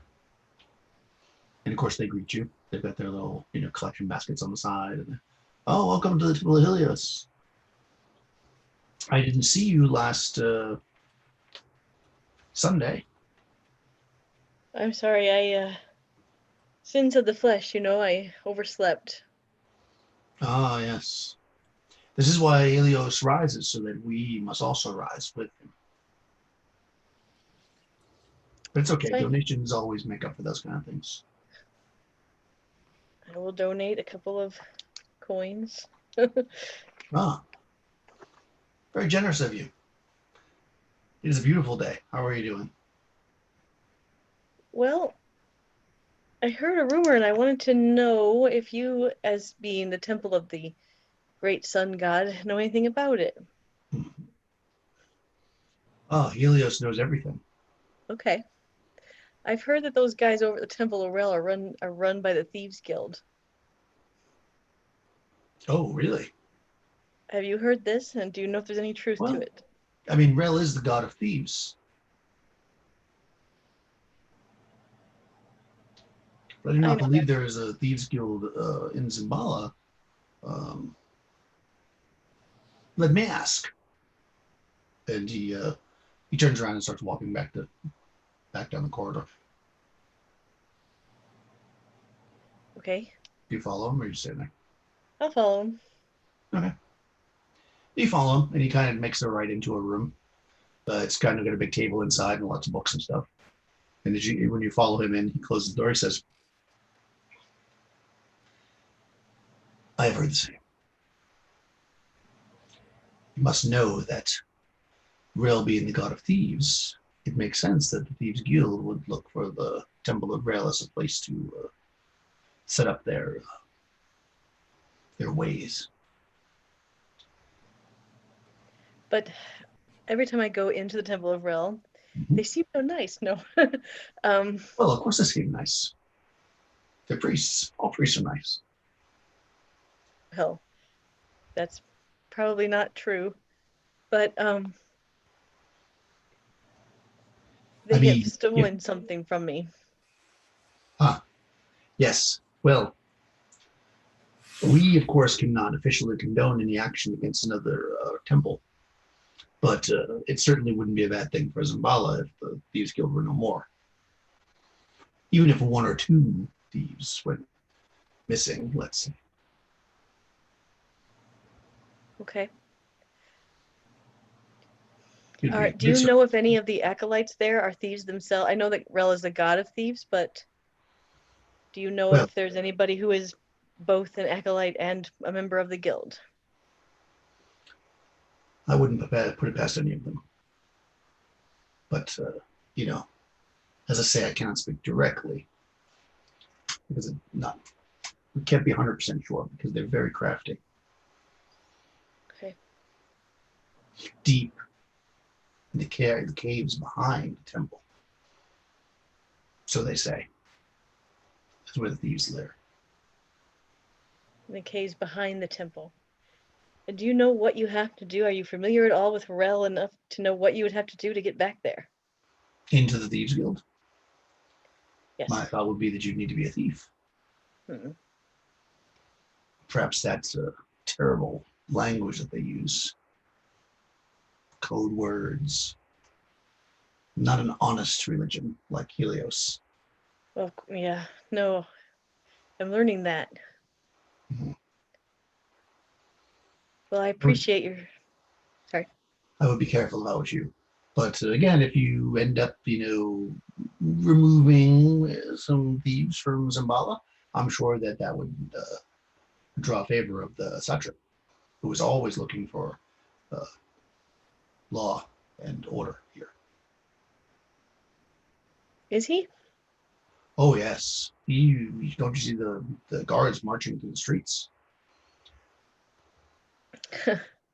And as well, ever since that strange occurrence in the bazaar a few weeks back, where some witches robbed a man blind right in public. He's trying to get satrapies to get a little more, bolster to his opinion rating. Yeah, I heard about that. That sounded just disgraceful. Yes, I would imagine the Thieves Guild was behind that as well. Some of those thieves are wizards, I've heard. Some of the thieves are wizards. Yes, well, they have some fancy name for it, but essentially wizards. All right. Well, you have given me lots of information to think about, sir. Well, that's what we're here for. Feel free to leave any donations at the door, and I will see you on Sunday. I will see you soon. Okay. All right. Hey, Daniel, with me, kind of going to the dock pretty often. I don't know if there'd be any other Atlanteans there or what, but since I'm going, you bring up the point that I go there pretty often. Can I maybe chat anyone up and see if I could hear any rumors or anything? Sure, you get a rumor. To answer you though, there's not really Atlanteans. They're very rare. Okay. So the chance of you running into another Atlantean is pretty slim.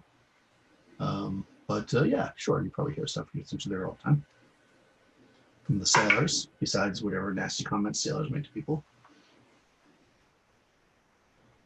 Okay. Ah. Yeah. Well, mostly they're just talking about this.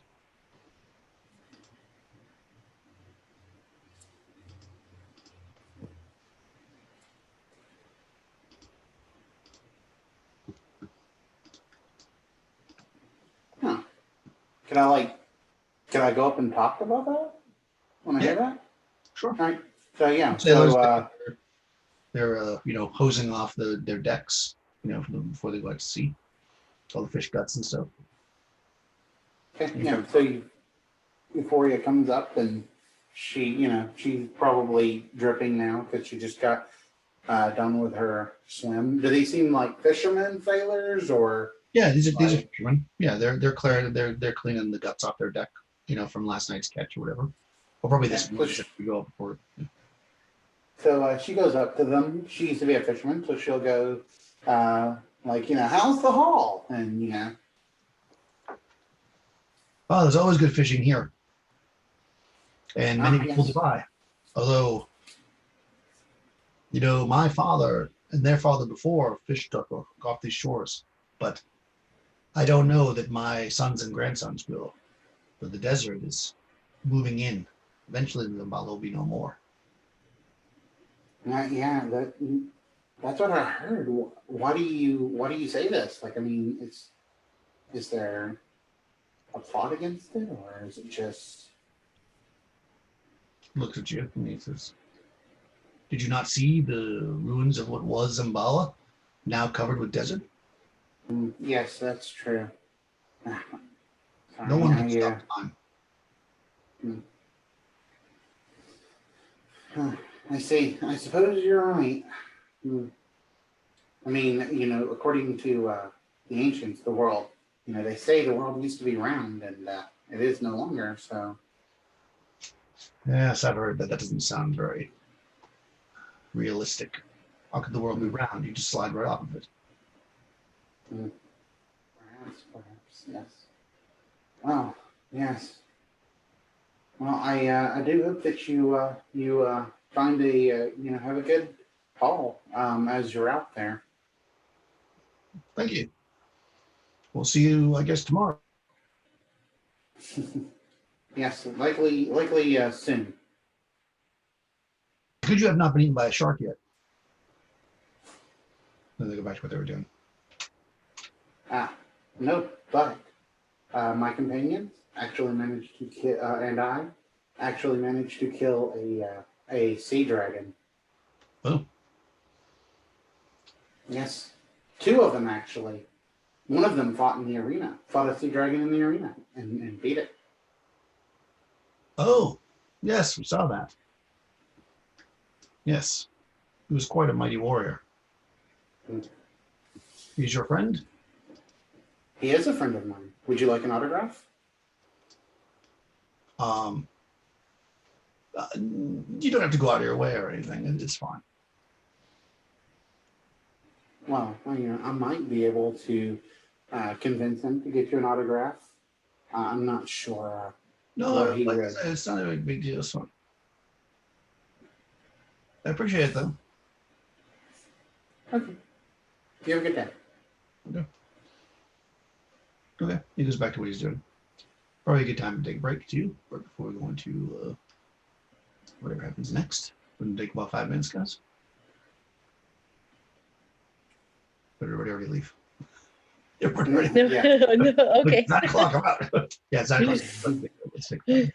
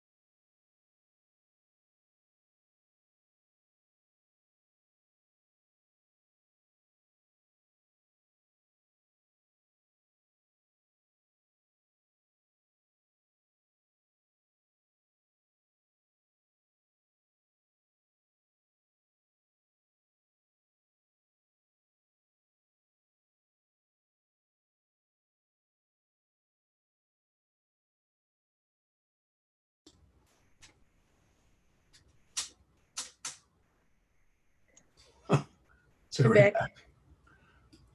If you're not back, say so. Not back. Now back. See anybody, I think. No, don't see Old Hand. So Rush is not back yet.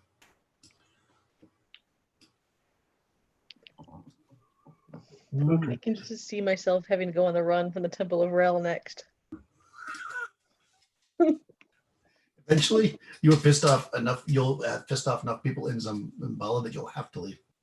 You better take your chance and take that map. Go find Tan. That's right. Oh, and there's also that map. I keep forgetting. But I mean, that's obviously a complete departure from where you're at. But you certainly could travel the world to see the map. A new town, a new place to raise hell. Yeah. Exactly. Actually, oh, Rush is back. Perfect. Okay, so let's see where we're at. We are opened a bunch of things here, so now I don't know where I am. So you guys are again next morning. You're in Saturn's Luck. You should by end of day today, you'll get that treasure, the gold payment from the librarian, hopefully.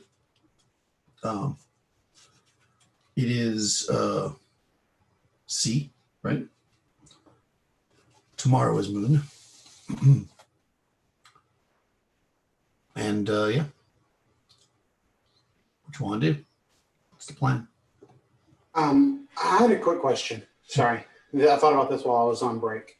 Because this is what I was wanting to do with the other place too. When I'm swimming in the water, I mean, I don't imagine I get too far from the shore, but are there any like crashed boats or anything like that I might could see? Because I mean, Euphoria would definitely explore like a crashed boat. You never know what could be on it. Okay. I'll say I haven't found any yet, but we'll keep that in mind. Okay. Fair enough. Shipwrecks are always interesting. Anybody else? Nope. So No, what I is have your to wait to get baptized, so That's tomorrow on the moon day. Right. So you talk to Helios, you talk to the sailors about how the desert is going to overtake the city eventually. And yeah, what do you guys want to do? Which dungeon will it be? I sense a little paranoia in the party today. well, Uhtred and Podesta have lost 3 friends, so Euphoria would definitely inform Uhtred that they seem interested. Like there are people that saw his performance in the arena, and they may be willing to get an autograph from him. Really? That's amazing. Are they cute? They're mostly fishermen. Well, I mean, there may be some fisher women. I hear they pucker up real good there, Uhtred.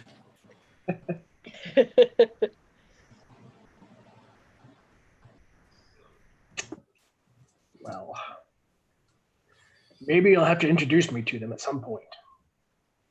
Indeed. Anytime you'd like to go with me to the docks. But right now, I think we have bigger fish to fry. bigger Indeed. snakes to fry. For sure. Wait. First you're sleeping with them, now you want to eat them? Podesta. It's an okay. It's all right. So I don't know if you guys want to try the palace because, like I said, we've lost 3 friends. Or if you want to try that camp, or we could dangle Ultan out there as bait and see if the thieves come after you. Ooh, perhaps. If they do, I could put them to sleep. Right, and then Ultan could run away really fast with your new spell. Yes. I would love a chance to cast my new spell. Say we could go and check those caves that you speak of that you escaped from. I do not want you to lose any more friends at the palace, though. That does not sound a place that we should go. Okay. Let's do the caves then. Okay, you want to head out to that cage? Sure. You can do that for sure.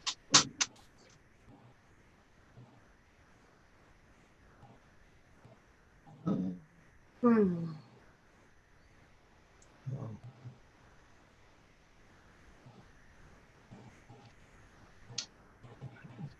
okay. Not really. All right, I will just describe it to you like a good idea. All right, so you head out. You know where it is. You guys actually kind of marked it. It's out almost all the ways to where the you know that the cannibal uh, slaves do their thing. But you also know because you trashed it when you were there last time that they're typically not there during the day, so you feel pretty safe heading out in that direction. And you find the entrance. You know, it takes you. I think it's about 4 miles out there, if I'm not mistaken. So it takes you an hour and a half, whatever, because you maybe a little longer walking along. You're not trying to kill yourself, you're just walking out there. And yeah, basically the side of a ridge that's created by some of this like heavy packed sand. You move away the rocks and stuff that you put in front of it to kind of hide it, and you can see there's a more or less a crawl space going deep into the earth. You can tell that, of course you know this, but you can tell that it's was some kind of a man-made tunnel that has then since collapsed. But there, you know, there's enough room to move through it because you've already done it once. I'm assuming that you have some kind of torches or the like. And yeah, but it's a single file, so we're just going to marching order. It's going to go in first. Uhtred usually goes Well, first. Yeah, Uhtred will go first. Okay. Next. Bricky will go next since she can second rank the spear. Okay. I'll go with third. Euphoria will go behind Panesta with Neil following Euphoria. Okay. All right, and then I guess that puts our cleric in the back. Cool.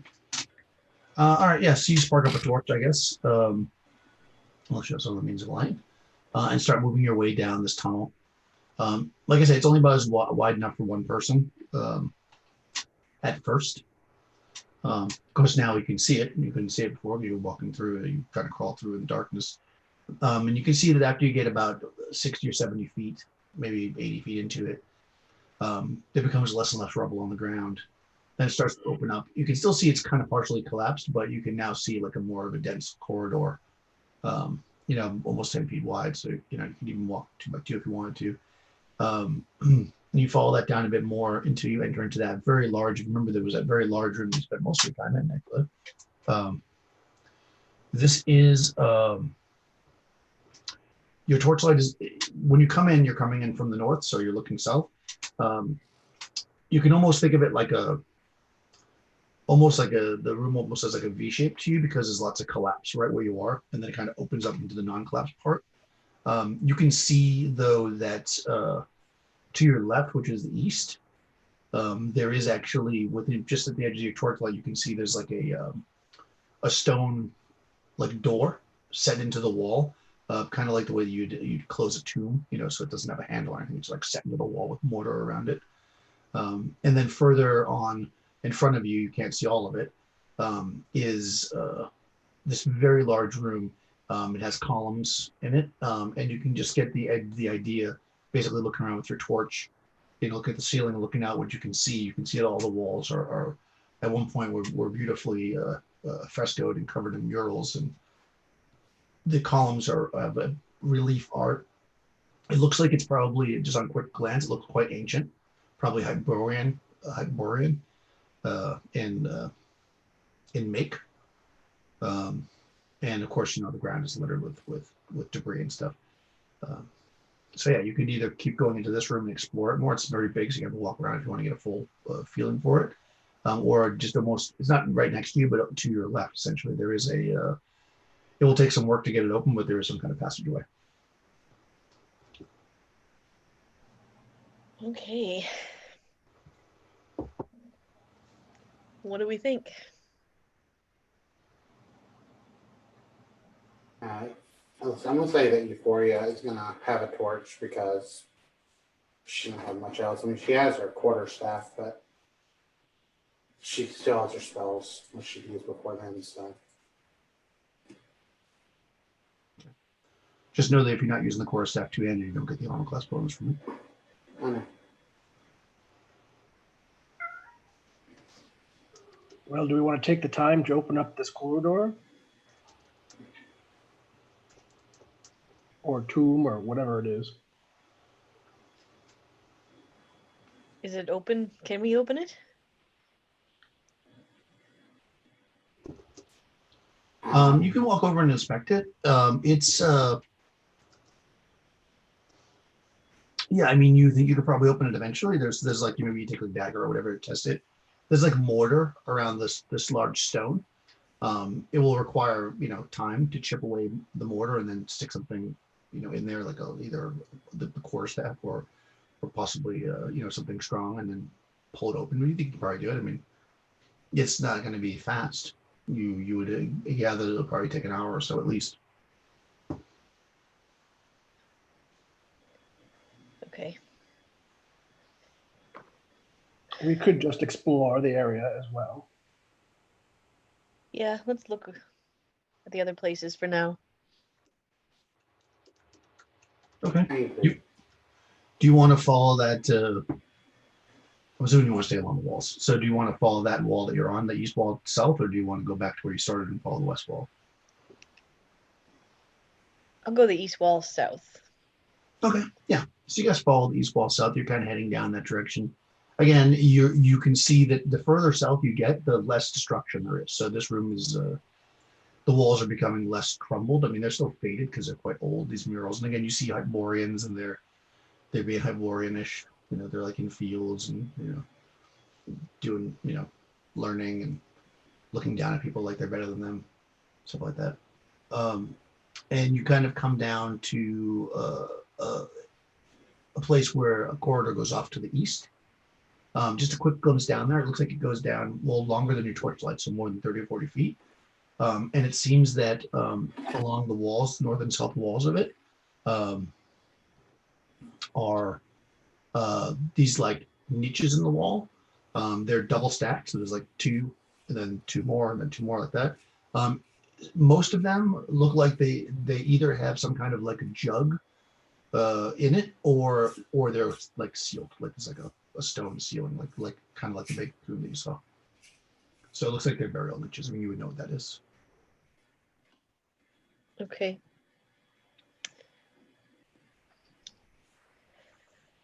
I look at the party. You say they're jugs, like burial jugs? Yeah, like they're like earthenware jugs, and if you walk up and check them, they seem to have they're painted. So does anybody speak the Hyborian language? No. So they seem to have some writing on them.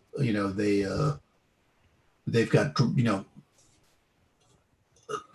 drawings or paintings, I should say, of like the sun and the various moons and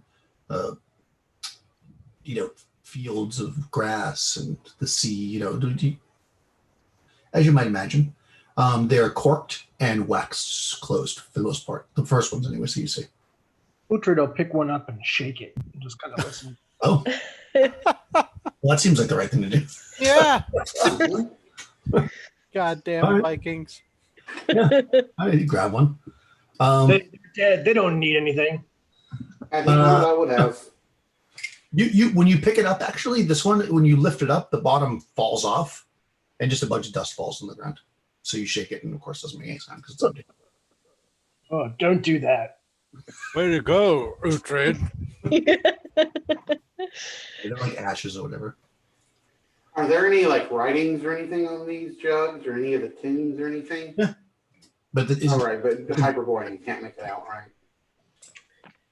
Well, I'm not going to carry a clay jug around with me right now. Maybe I'll grab one on the way out and see if I can glean something later.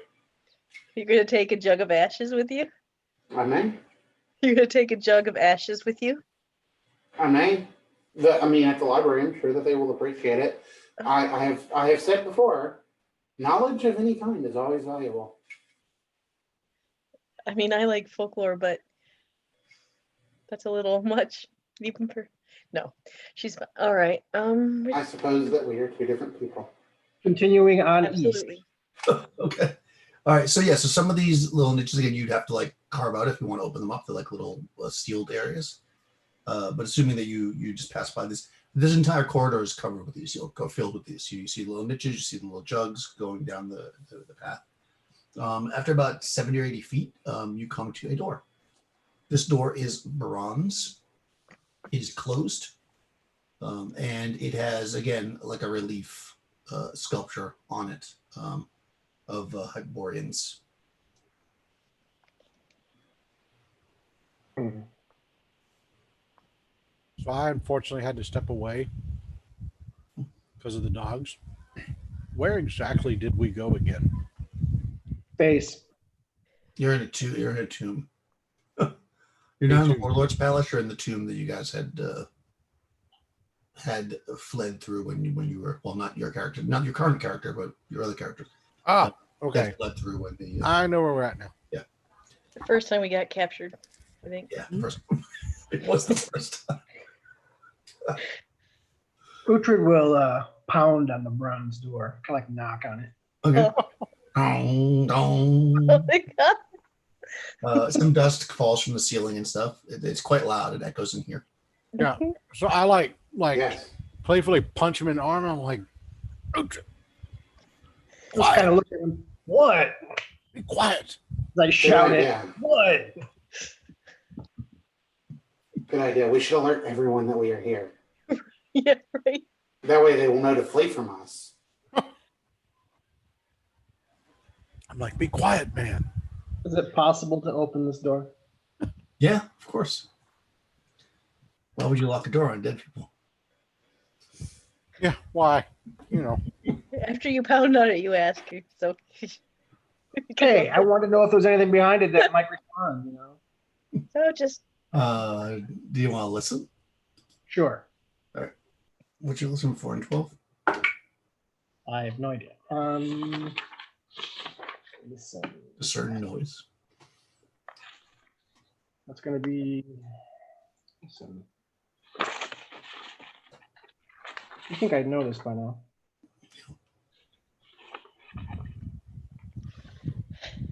Where is it? Listen, listen, listen. Turn noise.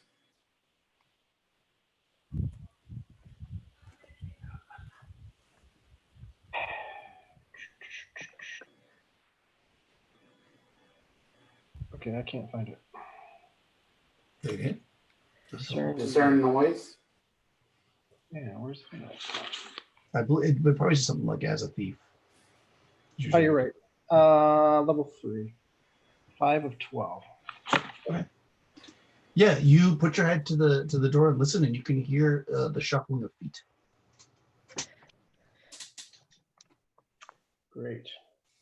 Sounds like there's something in there. Moving. Just one something? Yes, probably getting ready for us since you knocked on the goddamn door. They're You probably don't know how many fleas. some things. I'll say you don't know how many, 100%, but you did roll good enough on it that you know there's more than one, but there's not like 100. I mean, there's more than one, but maybe not even a dozen. You know, there's just multiple. Well, they're probably Unfortunately, fleas, but not they even a dozen can mean up to 11. Yeah. Right. Yeah.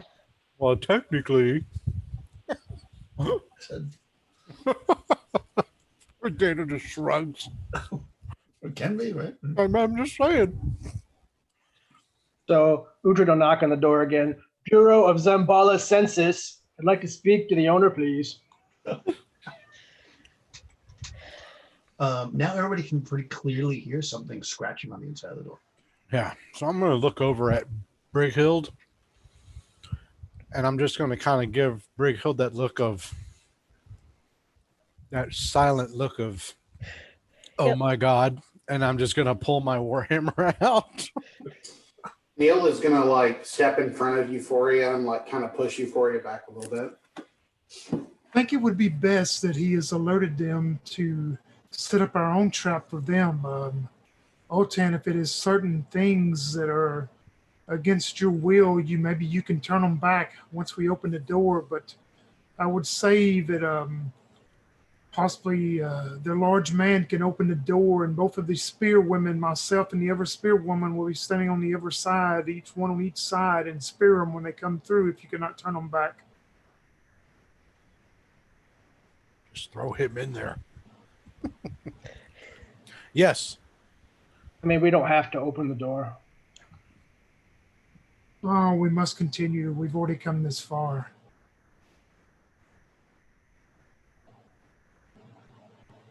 Okay, want me to open the door? I've never known a Viking man to not be looking for a fight. Exactly. So Uhtred will open the door. No, you pull the door open.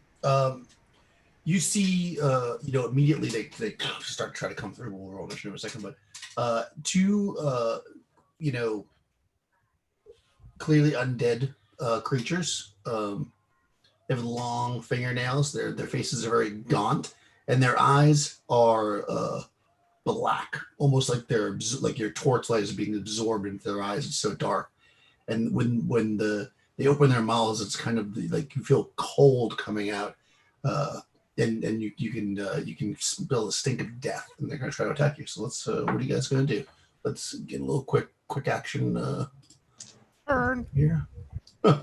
All right, so Thoria in the back. Well, not in the back, in the middle. What are you going to do? I'm assuming Olten moved forward because you guys were having that discussion. So that I'm sorry. back. Okay, all right. So then you are in the back, actually. Thoria. What do you want to do? Sling. Okay. What's Vanessa doing? I'm going to back up and try to shoot with an arrow. Okay. Berkild?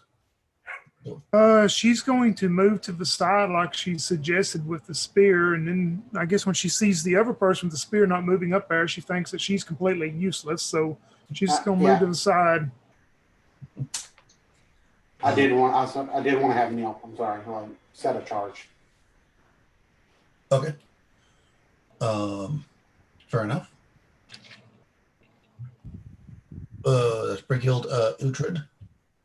Will hold the door, try and keeping the door from just opening completely, so my compatriots can kind of stab in. Oh, So he's like standing behind. Assuming the door opens out towards me, right? Yeah.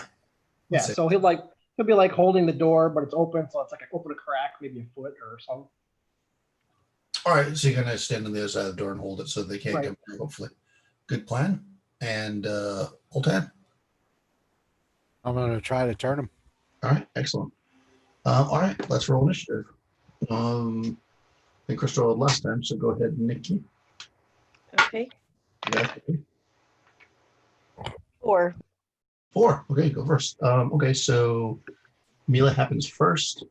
So we got basically Berkild. And they did come through the door, you said? Well, they haven't moved yet because you guys got initiative, but they're trying to get through it, and it's going to matter what Uhtred's going to have to make. Uhtred's going to have to make a test of strength to hold the door open, close rather. Actually, extraordinary is a strength. Can I reach one with a spear, though, while they're trying to come through? 100%. Okay, yeah, she'll try to spear one of them. Let's see. Armor class 3. Yeah, that is. Ooh, max damage 8 with the spear. But you stab this thing with the spear, and it doesn't even flinch. Oh, wonderful. Uhtred, make an extraordinary test of strength to hold the door. 45. Okay, so no, right? All right, so they're going to push through. This spear's not magical, right? Nope, it's just normal. That's okay. Okay. Missiles fire next. So Vanessa. So could Neil spear as well? No, you set your spear for charge. If you want to spear, you'll have to do it the second. You want to change what you want to do, you can do it in the second phase if you want. All right, I fire my arrow. Hit armor class 2. That hits. Okay. For 5 points of damage. It doesn't even flinch, like the arrow didn't hit it at all. Yeah. Yeah. And Slingstone. Oh, Yeah. No, I missed. okay. Yeah, you sling the stone past. Then we can turn undead because then magic.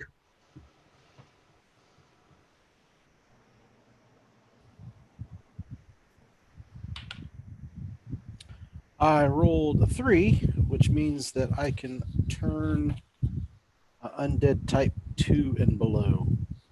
Okay. Yeah, you hold forth your holy symbol, and these things they don't even like they just look at you like No. what? And they're gonna move forward.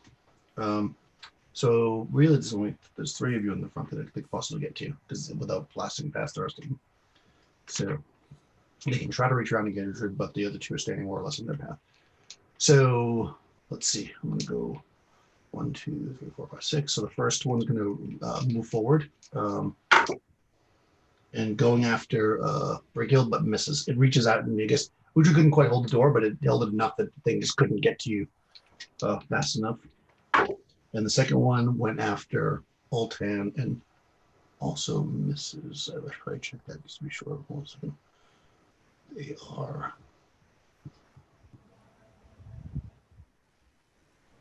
It's AC 5. Ultan, AC 5. So it does actually hit you. Ooh. Yeah. Your first level, right? Make a death save. And make a death save. All right. Well, I guess I should do that before I finish looking this up then. Yeah. All right. Hold on. I think I get a bonus on that one. Death save. I get a +2 bonus. So I got to get 14. 16. I rolled an 18. Oh, that's good. Okay. Yeah, you feel your spirit just being ripped from your body as this thing grabs you. The cold, your soul being like torn from you, but you know, being a religious man, you're able to call to your God, and it stays with you. You do lose 2 hit points though from the scroll. Okay. You're getting that rubbing sound again too, by the way. Yeah, it's the wind. Sorry. Oh, Hold on. it's windy.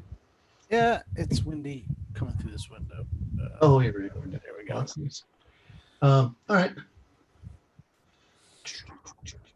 That is everything, I believe. Right, everybody went, and they didn't move forward enough for the spirit, the charge to be set. So, for them to get to the set spear, I should say. Sorry. So yeah, it seems that these things are not being harmed by your attacks. They have kind of pushed the door open now, though, and they're standing in the hallway. So let's see what everybody wants to do. Euphoria. I have a quick question before I decide.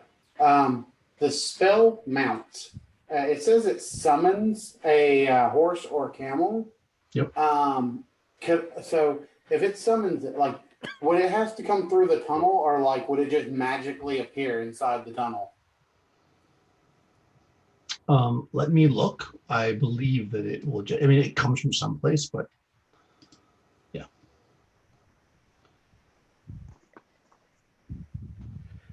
But it doesn't. It won't just appear under your butt. Basically, it'll have to like. It'll be like at the end of the tunnel. Okay, so Some. could she summon Mount like into the room of these creatures in hopes that maybe they will turn to eat the horse? It has only a 10-foot range, so no.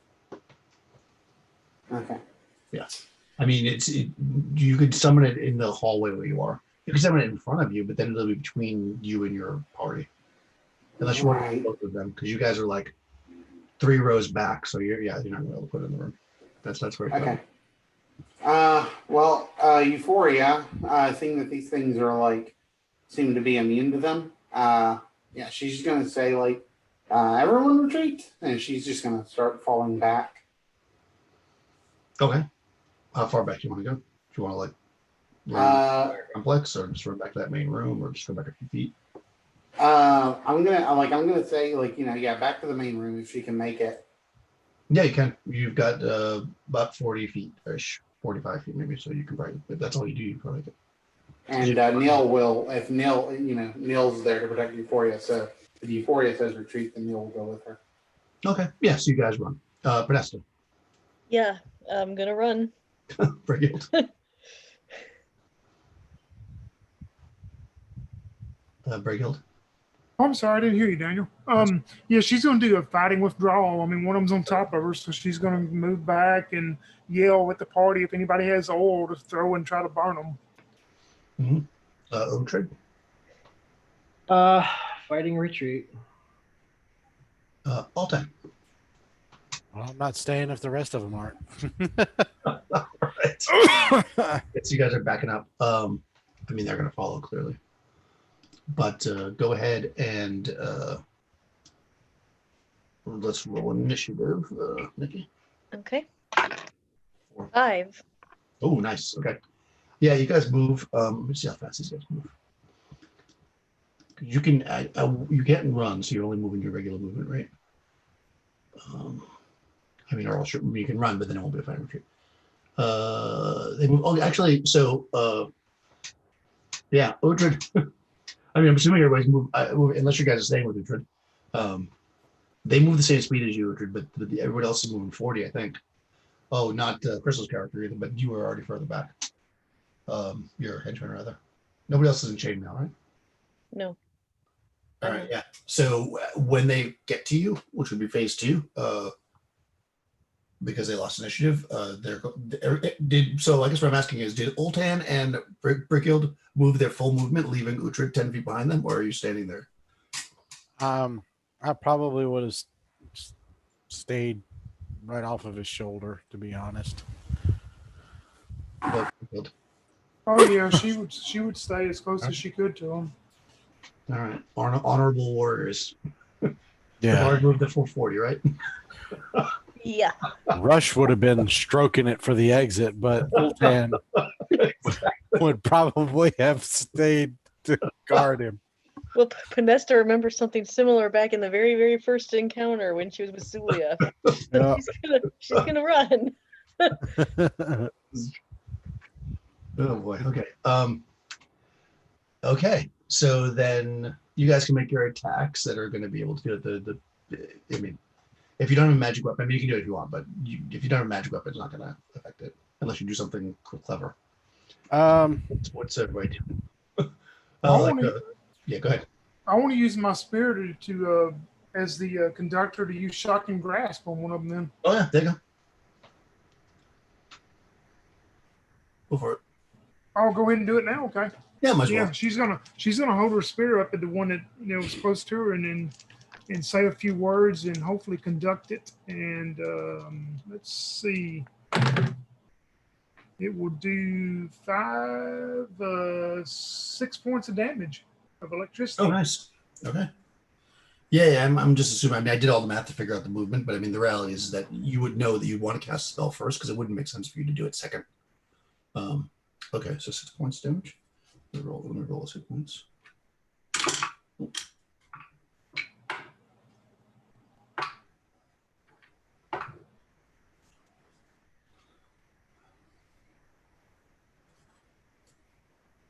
Okay, yeah, it's and it's hurting the early one too.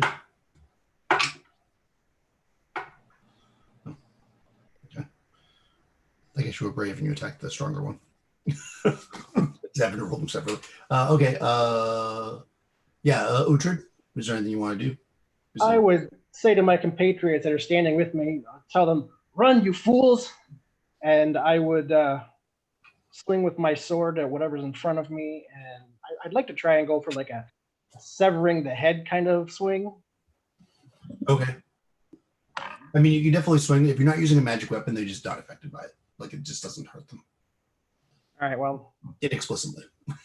Who knows why? Then there's no point in rolling. So. Well, yeah. I mean, unless it's something new. So I hit AC 0. Yeah. Yeah, just swinging the weapon is going to do nothing. But if you're going to do something else, I'm saying if you want to make some other action, Old 10. So I'm gonna try something, but I have no idea if it's gonna work. Okay. But I'm going to look at the one that Brighild shocked. Yep. And I'm going to risk the casting of a holy heal spell at the undead in the hopes that it would actually damage him instead of healing him. Oh. Because he is undead. And so I'm going to hope that the light of Yoon Day will actually curse the flesh. Actually, you know what? I don't need to do that. That's a good thing to try. I can just cast the opposite of the spell, can't I? Only if you know it. Oh, you have to memorize it that way? Yep. Oh. Okay. All right. Yeah. Why not? Try it. I'm going to try it.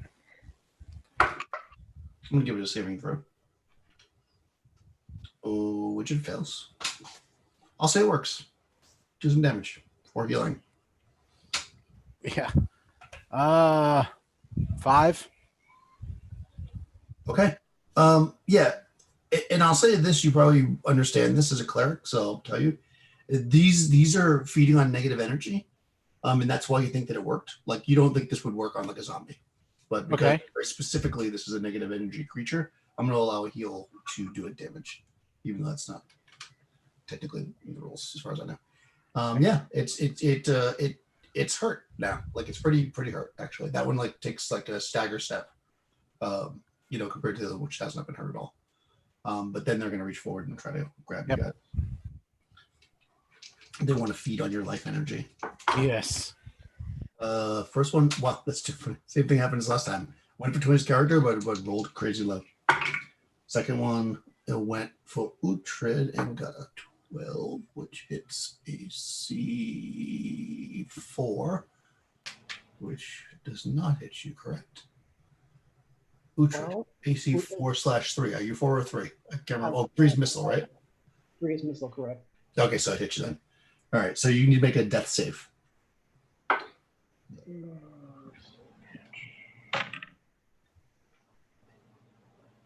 Just made it. Okay, good. You feel your life force being ripped from you, but you're like, not today, motherfucker. And then you just take 3 points of damage from being cut. Yeah, and you guys are now, you move back 40 feet, so you're now almost at you're like maybe 10 feet. We move 30 feet, so you move from there.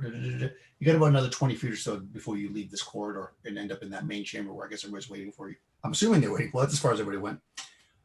So what's the plan now? You guys can see that these creatures are following your friends up in combat. Hey, Satan. Sorry. Euphoria.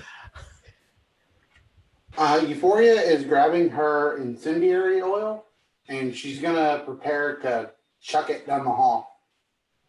Trying to hit one of these creatures. Awesome. Podesta? Still running. Where are you going to now? Because you're in the main chamber. You want to leave the place altogether?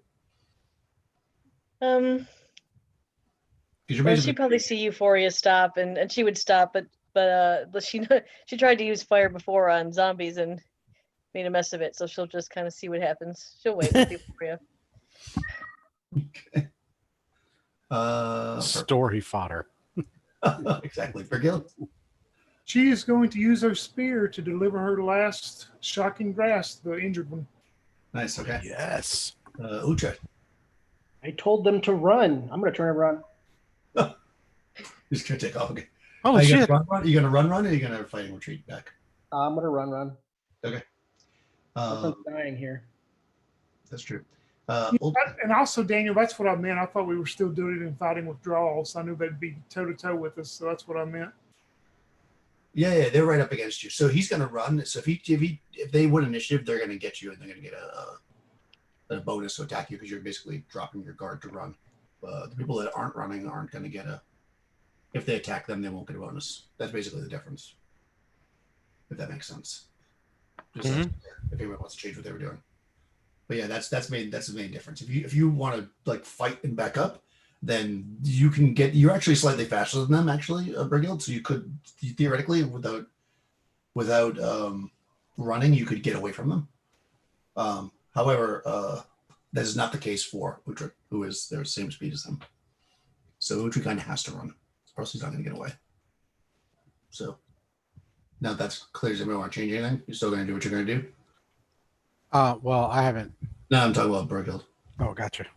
Yeah, man, I'm on a fighting retreat, and when the one gets up to them, he shock them again.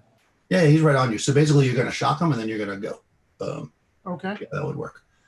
If they win initiative, then they attack Uhtred, then they'll get a bonus on attacking him because he's dropping his guard. If they attack you, they will not get a bonus. All right. Uhtred. Am I able to drop my warhammer through the loop on my belt and then pull a dagger and still be able to attack, or is that going to be like the second phase kind of thing? It'll be the second phase if you want to actually put it away. Well, are you wearing a shield? Yeah, I do have a shield. Okay. Yeah, I would say it's going to. If you want to put away the warhammer neatly, then that's going to be the first phase. So they'll go on second. You'll go second phase. I'm going to try that because I don't have any more spells that can help. Really? Okay. Then you're back. But I have a skull dagger, and I don't know if it's magical or not. But it does have a skull on it. It does have a skull on it. so that automatically works. I mean, I'm just saying. All right. No, it could be something awesome. Vanessa, Nikki, let's roll initiative. All righty. What are they going 4. Okay, you're gonna go first. So melee would be nobody. So then goes missile, which is nobody. So spells. Brighild. That'll be 5 I'm doing more. missile. I'm sorry, that's right. You're throwing the. Go ahead. Sorry, Tony. Okay, let's hope I don't miss here. Oh yes, 19 plus, or I don't know if it'd be a +1, but I rolled a 19, which hits armor class 1. Okay, yeah, that's. Let me quickly look at this. I think it does 1d8. It hits the target and does like a 1d8, I believe, for so long. I just had it pulled up, and then I had to go see how far I could throw it. Is it under weapons? It's on page 251.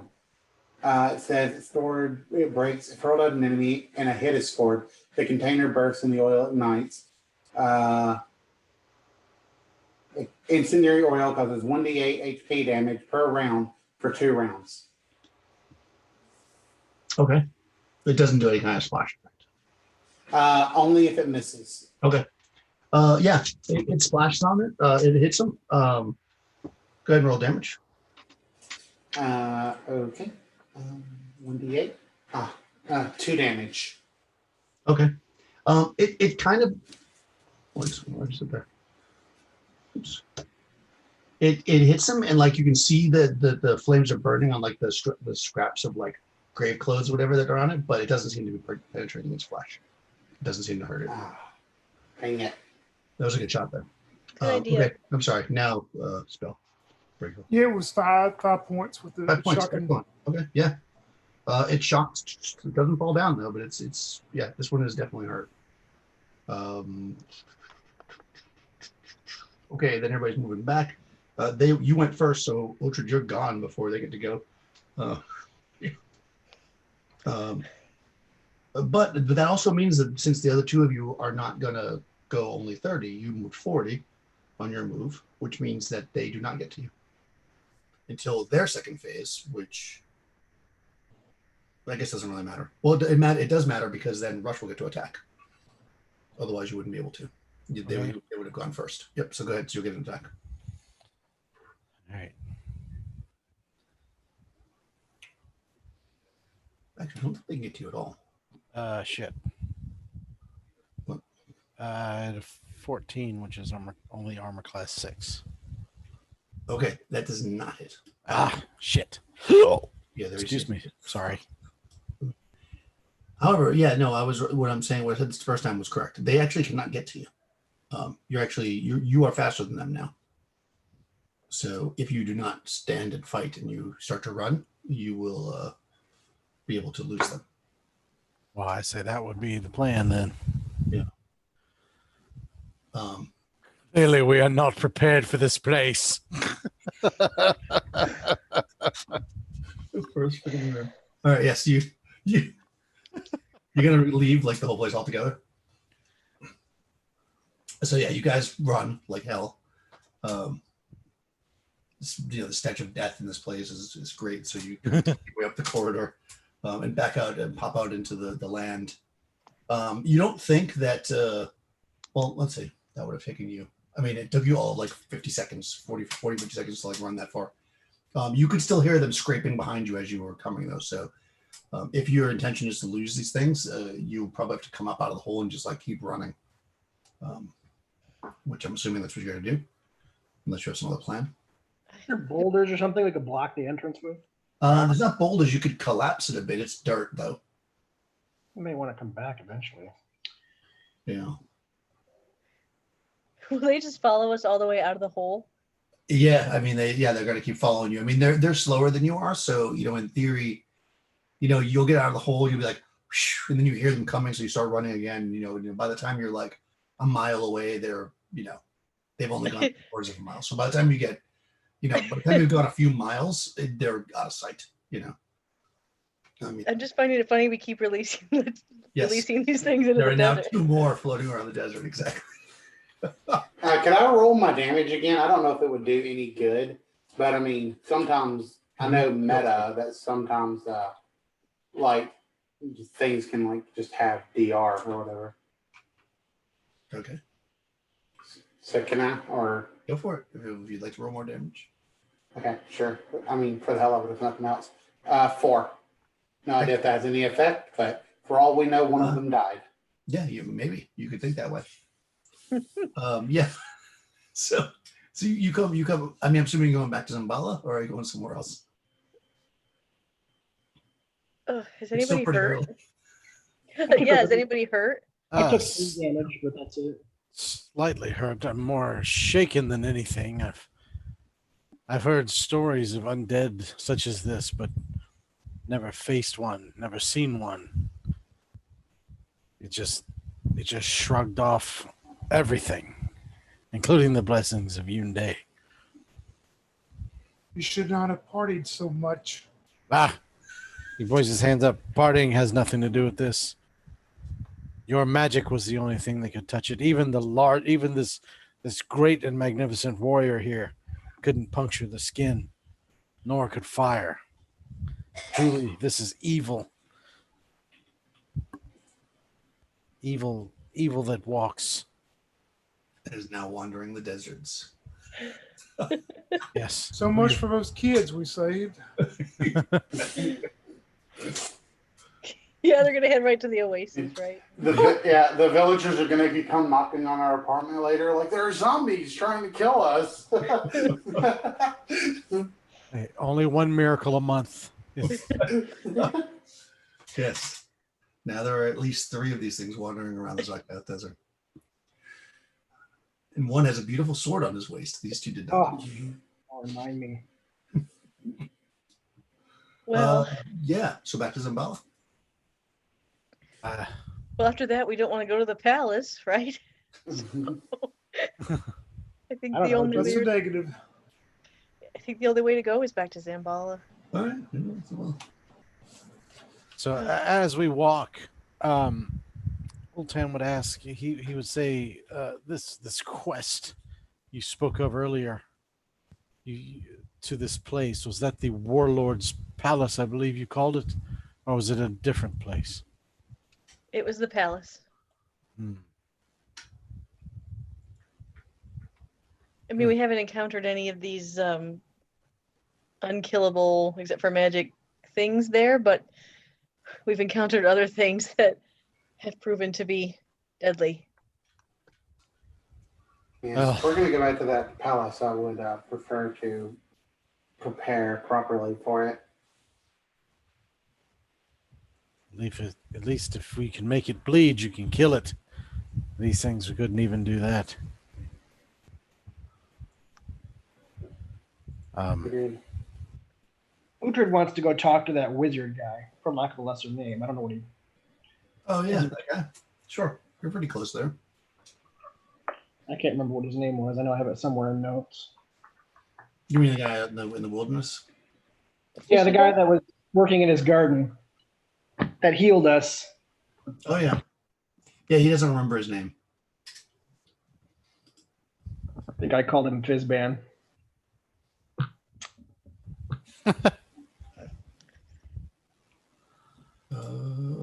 Let's see. Yeah, you can definitely do that. Let's see. That's what Uhtred wants to do. He wants to go talk to that guy. Yeah, and you guys want to go? Might as well go with him. Yeah, you can definitely find the place. I mean, you're closer to that place than you are to Zambala. The fish guy, right? Yeah, it's real fishy. Yeah. I So think it's- yeah, you probably like circle around so you hopefully don't lead these things to his house. That's right. Hopefully. Yeah, you definitely can do that. You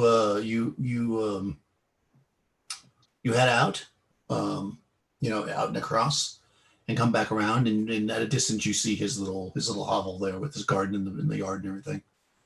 And yeah, we'll say he's out there gardening. Uhtred would, say hi and say, "Excuse me, but we seem to have, I don't know if you remember us or not, but we seem to have run into some undead type things. And I'm wondering, is we can't hurt them. Is there something you could do that maybe we could help us somehow? Do you know of a weapon that might hurt them?" What are you doing here?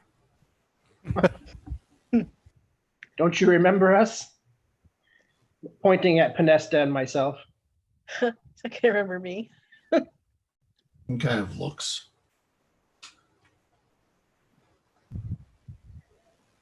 A fortnight ago, me and my compatriots, some other compatriots, we were here, and you let us stay, and you fed us, and you healed us. You asked us to search for a diamond for you.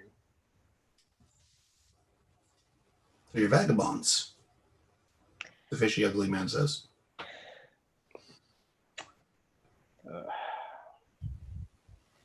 We are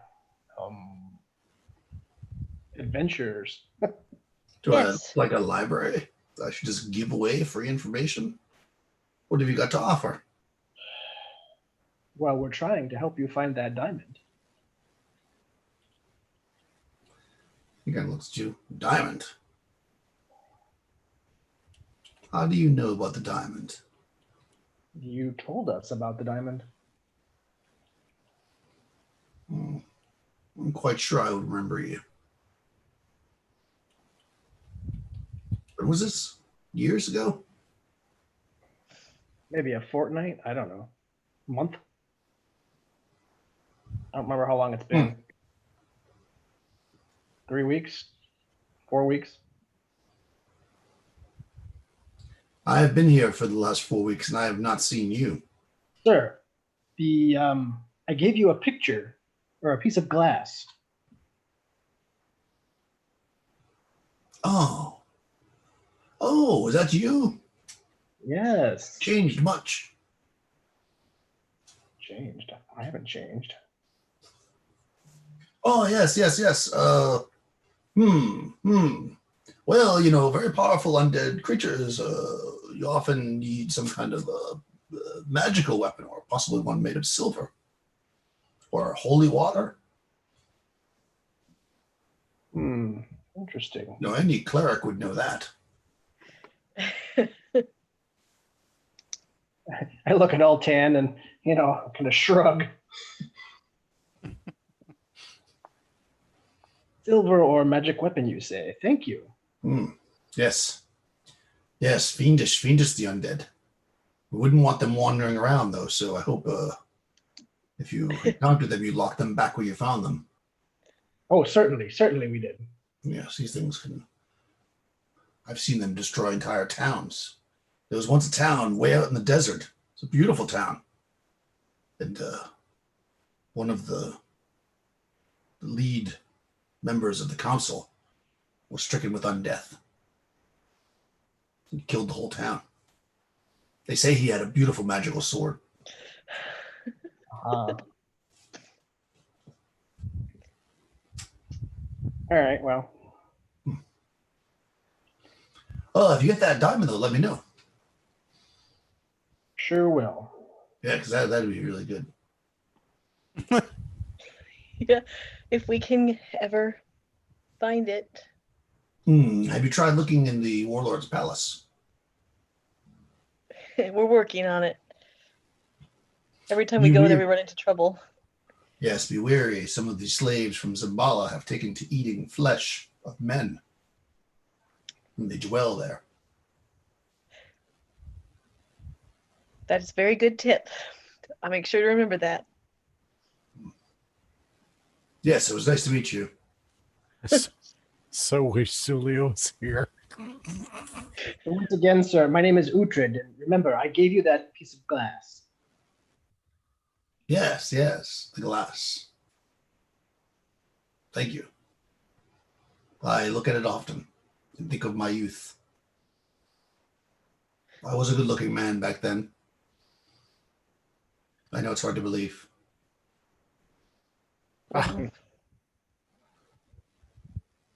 Nonsense, nonsense. You've aged well.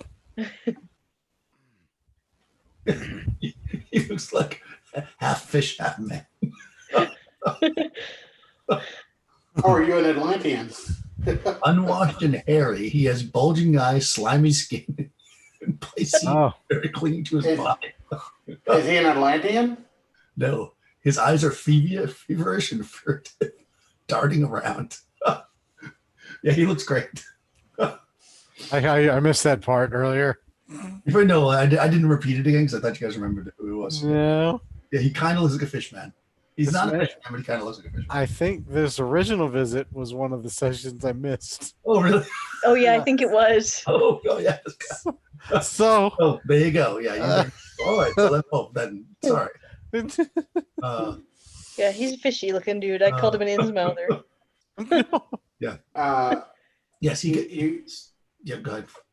Euphoria hears Olton just straight up lie to this guy's face, and she's just thinking to herself, he's not a very good priest.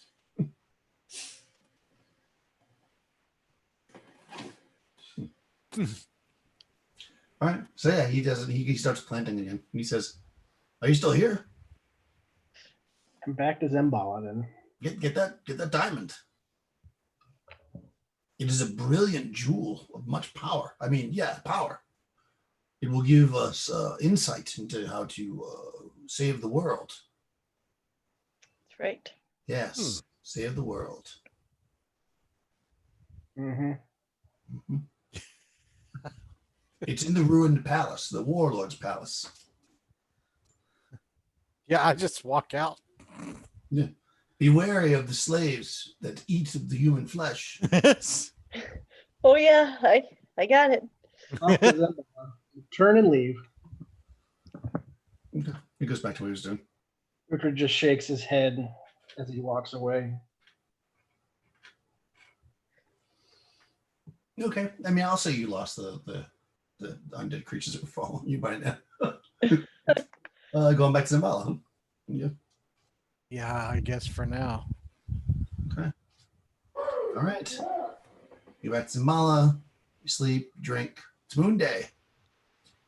And in the morning, when you're at the Saturn's Luck, you have a visitor. Uh-oh. Oh boy. One Aramis. The only people who would know Aramis at this point would be Finesse and Uhtred, right? That's right. So you see Aramis come in. He's dressed really well. And, the Saturn's Luck is kind of a blue-collar place, as you know. So he kind of comes in, he looks around for you. And then he sees you at a table, he kind of walks over, he takes the cloth out and, wipes the seat off. And he sits down. And you probably spy out the door. There's about 4 guards that he brought with him that are standing outside with spears. They don't come in, though. And he says, I've got word that there should be a caravan coming in tomorrow. And I just wanted to remind you, because I thought that you had mentioned that you wanted to leave.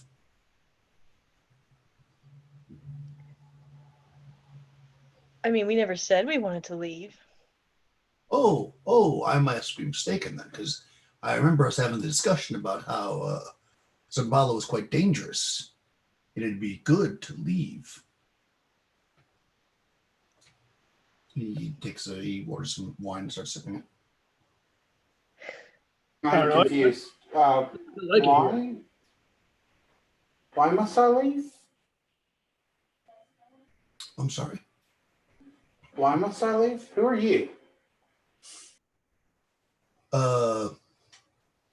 He looks at you and then he just looks back at Penesta.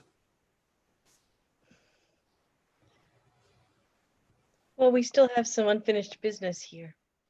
Oh, the caravans do not come very often though, and you really don't want to be here very long. Are you threatening me? No, of course not. Why would I threaten you? We have a good working relationship. Then you should understand that sometimes you have to stay even when you don't want to. Well, Zambala has been around for a long time, and I don't think that anything that, you and your friend, he looks Utrid, could do is really going to make any difference here. It's far better for you to seek greener pastures where you could make gold and spend it on hair colorings and oil for your body. He points to Utrid. Utrid just grumbles. Where is this caravan going that's coming tomorrow? Oh, it's going out of Zambala. Okay, to where? You know how these things are. Out into the world, away from here, where it's very dangerous. If it's dangerous, why do you stay? Well, I take it as my civic duty. I was born here. And, Born here, huh? born and raised. Why would your parents have stayed if it was so dangerous here? You think with a child they would have wanted to go to greener pastures? Well, I can't say they were very smart. They died as laborers. They did not live well like I live. Yes, how did you make your money? I've always wanted to ask you that. Oh, I run the finest establishment in Zambala. Must have taken you a long time to build that up. Yes, I have patience. I'm sure you do. Mm-hmm. Oh boy. She's gonna kind of lean. They'll be leaving tomorrow, so if I do not get to see you again, good journeys. It was good to see you again, Utred. And he leaves. He basically took a sip of this wine, just leaves the cup there, and then he gets. I'm gonna grab his collar as he tries to walk away. Wow.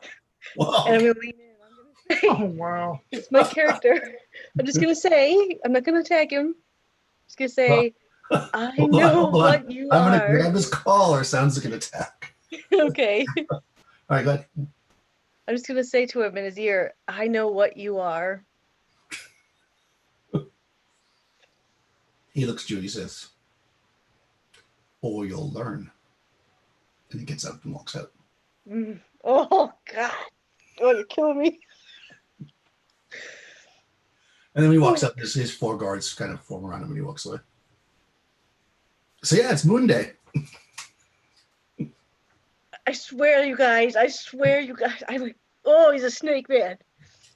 Oh, we should have killed him. That's what I say to them. Nobody else knows who he is. I know. I can still say it. Podesta thinks that. You see, So, who is that guy, and why does he want you to leave? you see Utrid slowly unclenching his fists.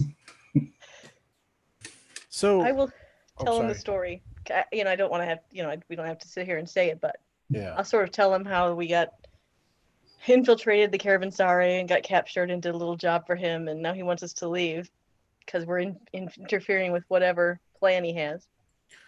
Ah, so you already did the job for him. Oh yeah, we brought back the snakeheads. Okay.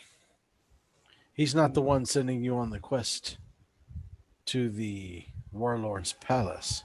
That's the fish man. The fish guy. Yep.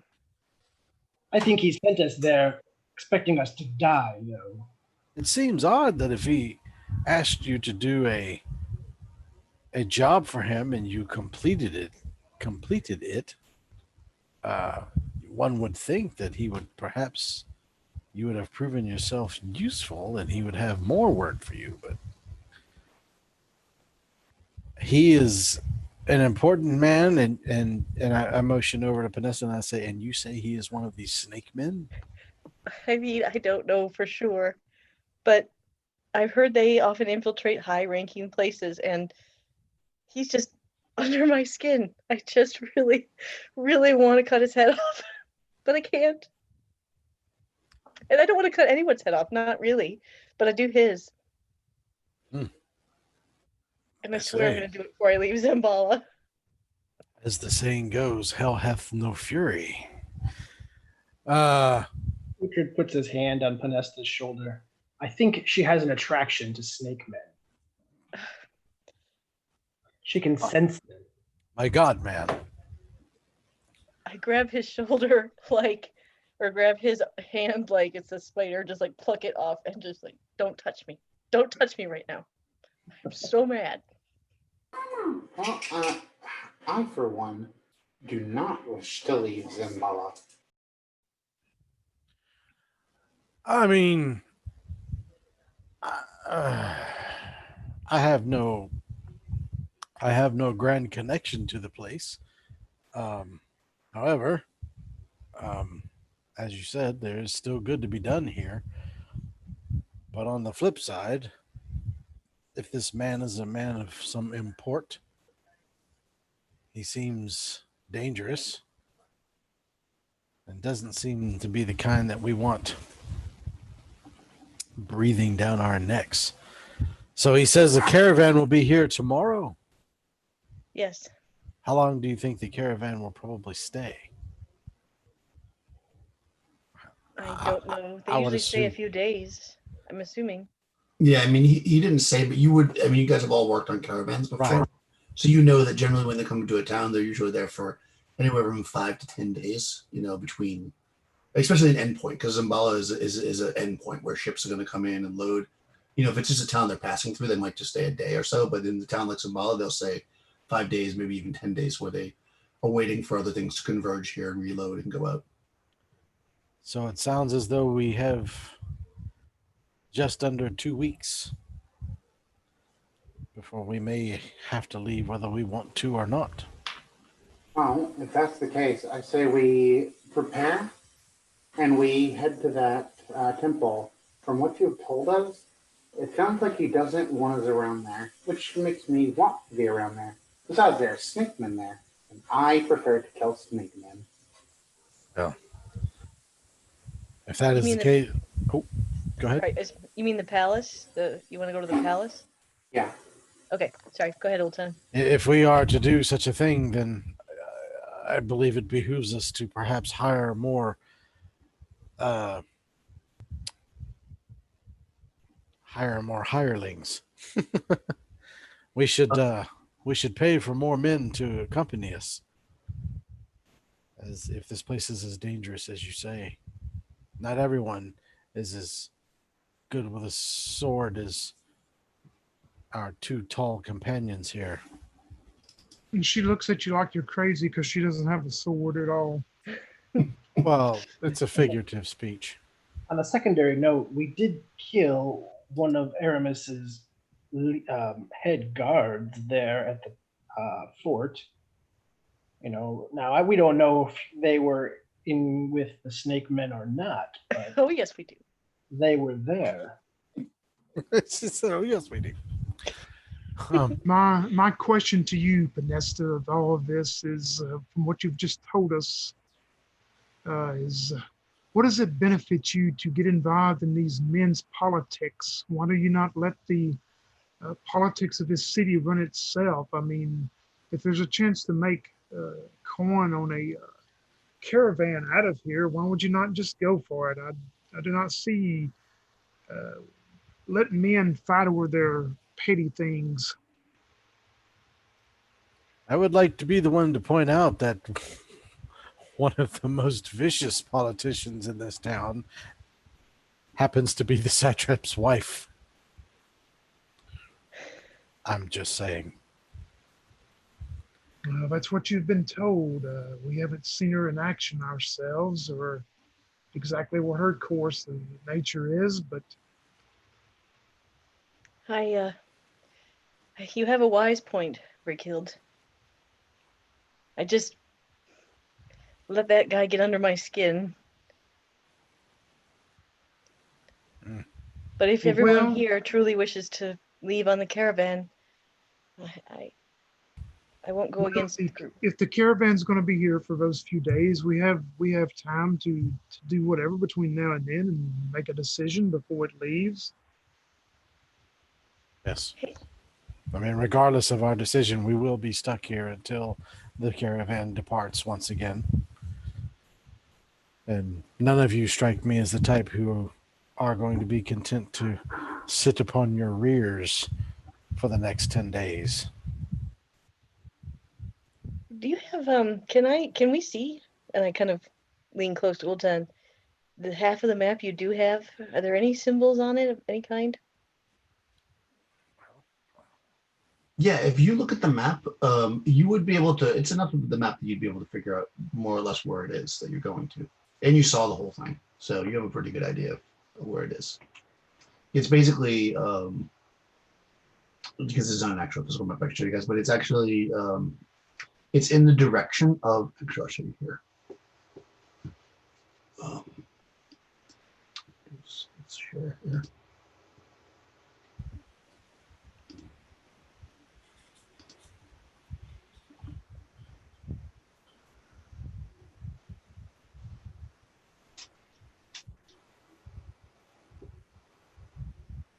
Okay, sharing that, right?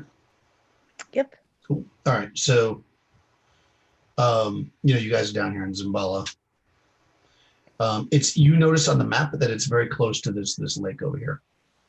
So you could probably, based on what you know about the map, you could probably triangulate it and figure out that it's somewhere in this general area. Oops. It's somewhere in this general area. Somewhere on the surface of the planet. Yeah. It's somewhere on the world. But yeah, you see the little lake down there? Yeah. It's near that. That's a pretty large lake. So if that lake was on your map, so you can kind of figure out where it is from there, you think. It'll take some investigation, but yeah. How long do I think it would take us to get there? About 2 days. Yeah. So- I mean, you think it'll take about 2 days to figure out exactly where it is, because each hex is only, I think, 25 miles. So that should be 2 days to get there. Let me just quickly check that. You're in Zimbala. Yeah, about 2 days. It could be, it's a little bit longer miles wise, but maybe slightly faster if you get a boat and take the river. But you'd have to pay for a boat and stuff. If you just go out like on foot or whatever, or with camels, it'll take you about 2 days. You'll have to buy camels, of course, or rent them from the wagon guy. Yeah, we know a guy. A guy for that. How much would it take to get the boat? A boat is probably, you have to buy. I don't think you'd be able to rent a boat because boat's pretty specific. Let me just quickly check. But to rent the wagon it was only like a gold piece a day or something like that, right? It was like super cheap. Let's see how much it would cost to get a boat. You could start a boat business. I would think that somebody there already has, Exactly. even if it's a fisherman. Yeah, you could probably, just like with the you could probably rent it in a sense, like just like you did with the wagon. Essentially you get the wagon. It's not that expensive to rent it, but you got to basically put down money on it, like in order enough money to buy it. just in case you'll return. I'm just looking for what a boat would cost. We should be getting our money soon from the staff. Yeah, you there. get the money Yeah. today, so you can go get that.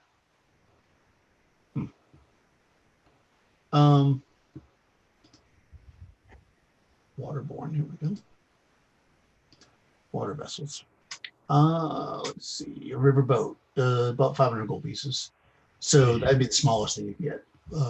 That moves 12. Well, actually, that's pretty slow. So, Plus, it would also be dumb if we're only going to be here for the next 10 days. riverboat sailing that moves 36. So if you do that, then you can basically get there in less than 2 days, even though it's a longer journey. I would say, yeah. So if you want to sail, then you'll be able to go on the thing. That'd be it's about the same, and probably more expensive to rent. It's just nice to sail down the thing. Yeah. Versus taking the wagon. I mean, if there was like a fisherman who had a boat that would we could pay to take us up there and back, that'd be different. But yeah, well, that's what I'm thinking. Yeah, I'm not going to buy a boat. yeah, we don't have to buy one. You can rent it. Basically, you'll have to put down all the money as if you were buying it, and when you return it, you'll get the money back. But you're gonna have to pay to rent it. I'll say a boat's a little more expensive. It would be about 5 gold pieces a day. Yeah. Euphoria is an Atlantean and used to be a fisherman, so she probably knows how to sail. Yeah, you can sail a boat. That's up to you guys, however you want to do it. But That's how you want to Well, travel. here's the thing. The last time we were going to go travel out in the desert, we got attacked and hurt. Yep. Pretty We did. badly. no, I'm all aboard for sailing up the river. I think it would be cool as shit, but that's a lot of Well, money. who says that we will not get attacked on the sea? Also that. But I think maybe we could defend ourselves better in the sea. No, I know I could. We've already tried it one way. We can just try it the other. But the shorter travel time would be good. If we want to go do that, I mean, Yeah, if we want to go do that. Yeah, so I spread the map out, and I'm just like, well, this is what we have. And we could try what we were talking about, or what Nesta mentioned. We could try setting a trap up for the thieves, see if they come to steal it from you. And Well, here's my only issue with that is they probably won't have the other piece of the map with them when they do.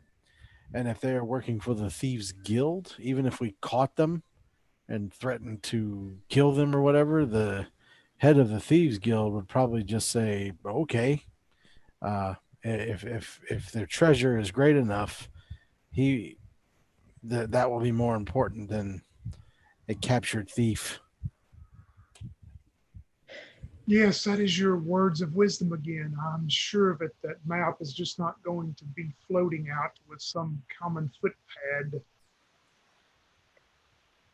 These men were good at what they did, but even if I caught one, we would have to turn him loose to go into the Thieves Guild to get it, in which case he just simply would not come back out, or we'd have to go in there with him, in which case we'd be walking into our own doom. So I feel that we can probably find it. but if you remember, I seem to remember most of it. Good enough to get us there. We'll have to search around, but I think we can probably manage it. What we should do then is everyone except you, Handsome, we should rest tonight by carousing and start over the next day.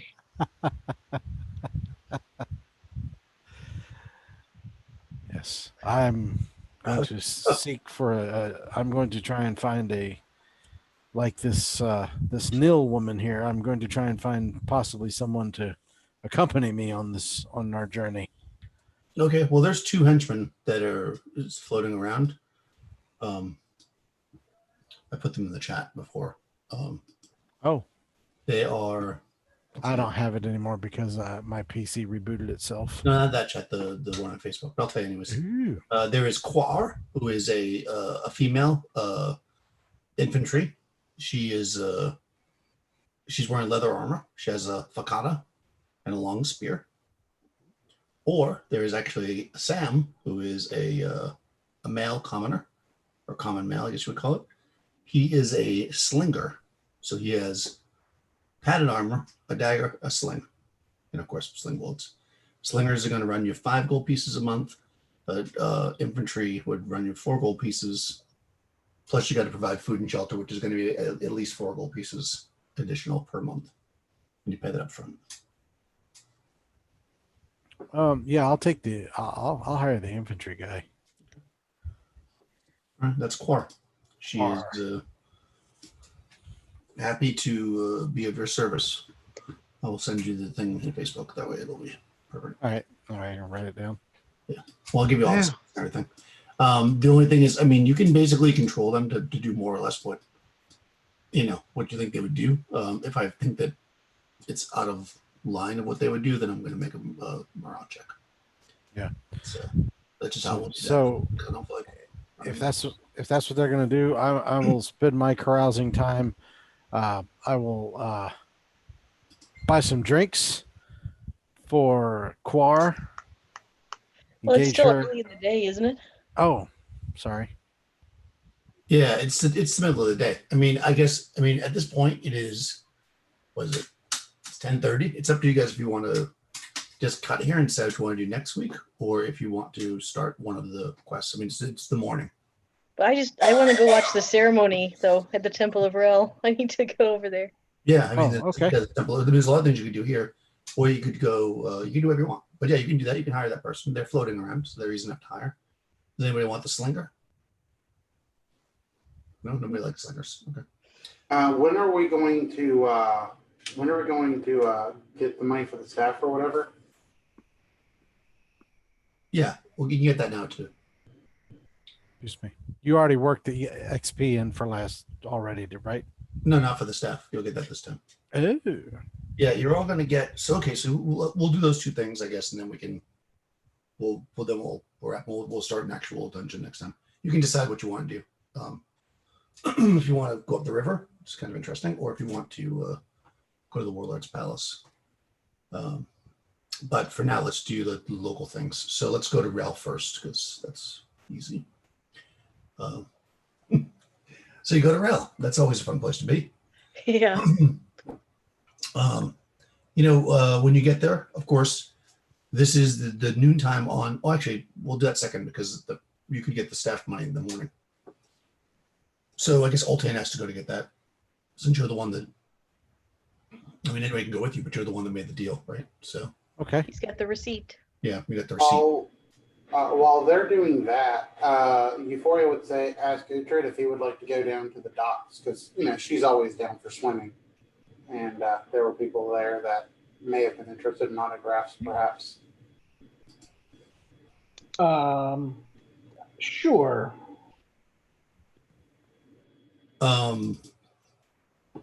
Yeah, it's a little bit awkward, but no.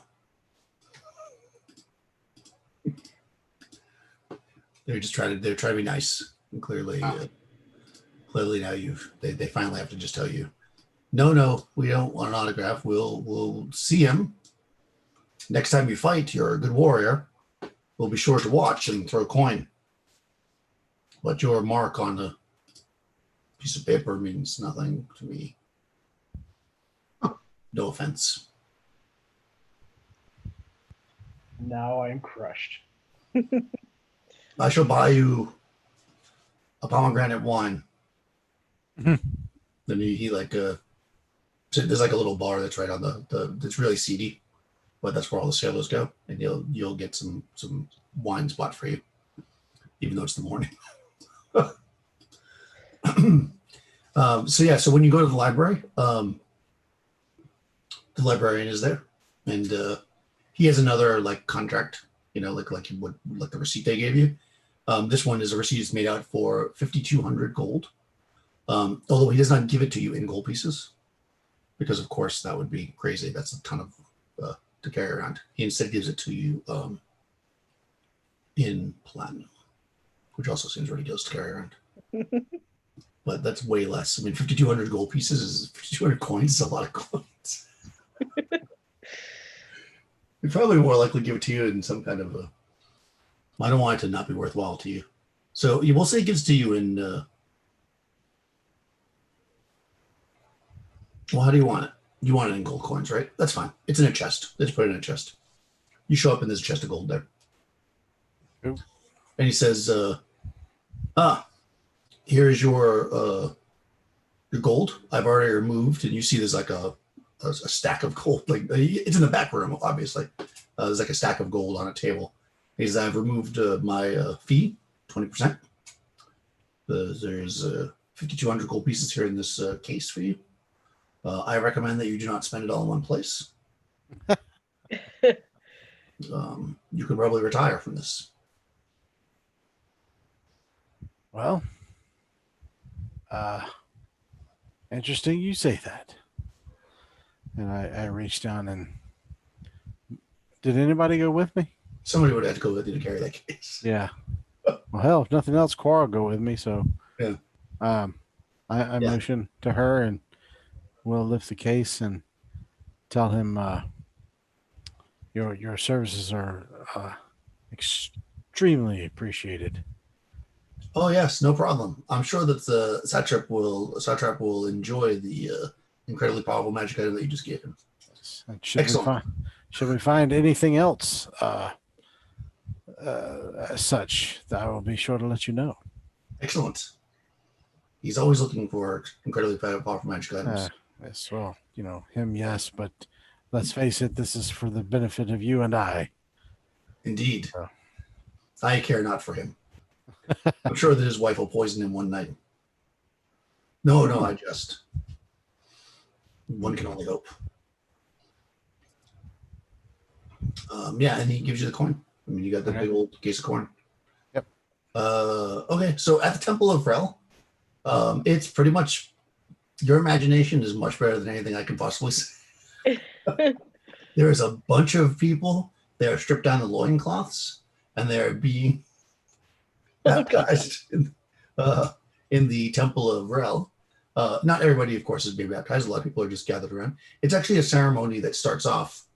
It's they actually, whenever it gets inside, they drop like these big curtains in front of that entryway that just has the gate normally. So it's actually dark because it's almost never dark in there because time of year. So it's very dark, and then a few people light up candles, and they do this thing that's kind of almost like, it almost feels like a magic trick, like not actually magic, but like a magic trick, because like you see the candle moving around different parts of the room, and they say some common realisms, and then eventually they get to the part and they open up the thing, so it's this like light, and you see the newly initiated followers of Rel, and they get baptized by Rel's waters. Okay. And, yeah, it's very festive, and there's a lot of wine. Well, wine's good. I like wine. The acolyte that you were talking to sees you. He says, "Oh, I'm glad that I could see you." I just thought I would come to one of your ceremonies here. See, it's much better here than at Helios. You don't want to go over there. They're very stiff, if you know what I mean. They are very formal. They wipe blood on you. Yes, they wipe the blood on you. Yes. Rel is much more open-minded. Here's where we wash the blood from you. Are all those people they're getting baptized right now? Yes. They have found their way. Some of them followed the Raven. Some followed various other gods. Some Helios even. But they realized that Rel walks with all of us through all time and everywhere. That's why you gotta always check your pockets. When he winks. Well, that is true. Oh, what the hell? For Zulia. I'll go get baptized. Oh, you're gonna get back. Well, you can't do it now. Well, I guess he'll do it for you. He likes you. It's a little private baptism ceremony. All right. So you have to strip down to a loincloth, and you're gonna get peed on by Rel. All right. Nice. Yeah. You can do that. So you do, yeah. I mean, he walks you through the process, and he recites some of the scriptures of Rail, and you get into the water, which is surprisingly warm, Of course and it is. and rent yourself in the water, and yeah, you are now a follower of Rail, at least on paper. But I play one on TV. That's Right. And so yeah, you can get the the stamp of approval. You are now a Railite. Yeah. Okay. Baptized by Rail. He does tell you. He says, "This is the only time you should know that you can ever go into this water." Oh, it's not like a. Yes, do not ever put any part of you into this water, except during these ceremonies. Why? What will happen? You will die. Oh, yeah, I don't want that. Yes, well, we have to prevent thieves, right? He winks. And I say, whatever works. And I'll wink back. Indeed. I like you. Well, I hope this is just the beginning of our friendship. Yes, indeed. Let me know if you need anything else. We are always here at Rel to help you. Okay. I'm hoping I can hear his voice more often now that I'm official. Mm-hmm. Yeah, I mean, you mostly see the same acolytes you've seen because you had thought about if there would be like a higher priest or whatever. There was nobody that seemed to be that way. There's all people. If they are of different ranks, they don't wear any different outfits. They all dress the same. Okay, well, it's just an experience I had. So. Yeah, another experience. You are now baptized in the waters of Rel. Okay, she'll get dressed and she'll. Yeah. All right, cool. Was there anything else anybody wanted to do? Would it be possible? I mean, now that Uhtred knows about the possibility of a silvered weapon or magic weapons, is there any place around in Zambala where those kinds of things could be purchased or obtained in any way? Yeah, you can buy silver daggers, pretty common. I mean, they're not in every shop, but you can definitely find a silver dagger. And also arrows tipped with silver are also pretty common. But like a whole sword, that would be very uncommon. What about magic items? You typically you're not going to be able to buy any kind of magic items unless you happen to encounter somebody that's selling one. Like it's not like stores to buy them. So okay. They're fairly rare in the at least that kind of stuff. If you found anything for sale, it might be a potion, but like a sword would be pretty rare. You know where there's one. Yeah, we do. Actually, you know where there's two magic items. Yeah, we know where the bow is as well. And the bow as well, yeah. But yeah, a dagger you can buy. I think it's actually in the book. So whatever it costs you, definitely can buy a silver dagger. Okay. Yeah, and you would probably be able to, and you would know that like holy water is also available, and that would work against undead. Based on what he said. If you do any more, research or whatever, you get that. But that's pretty much your undead. Well, for those types of undead, anyways. That's what you're gonna need. Okay. Anything else? So that's 1,040 gold per person. That sounds right. You guys are loaded. Hot diggity. For about 5 seconds. Yeah. All right. Be able to get a boat. Should we end on the carousing? Yeah, let's do it. Oh yeah. I spend 90%. Before we do the carousing, Daniel. Yeah. My henchman Neil Rune, because of her bravery in the caves, and by bravery I mean she didn't run away and leave us all there. I'm gonna get her 4 gold pieces to do whatever she wants to do. Yeah, if there's anything like you immediately want to buy before the carousing, because I don't want you to be like all of a sudden be 100% broke and you can't buy anything. Should we rent our boat? Yeah, probably. Well, again, it only takes the new money. So, Right. but I mean, like if you wanted to buy armor, then I want you to not be able to buy it. So, take that into consideration. Like you can subtract anything you're going to buy before you do the percentage. I am so nice. Did you want to do your familiar spell too, or no? Oh yeah. Now that I have the money, how much is it again? It's 500. Oh, how much do I have? 1,400, I think is what it says. That's each of us. No, 1,040. Oh, 1,040. That's each of us got that. Yeah. Ooh, nice. Okay. Yeah, I'll definitely spend the 200 then to do that. 500. 500 to do that. Sorry, I don't know why. You must be a worshiper of Rel. Yeah, that must be. All right. Secretly, that's my big secret.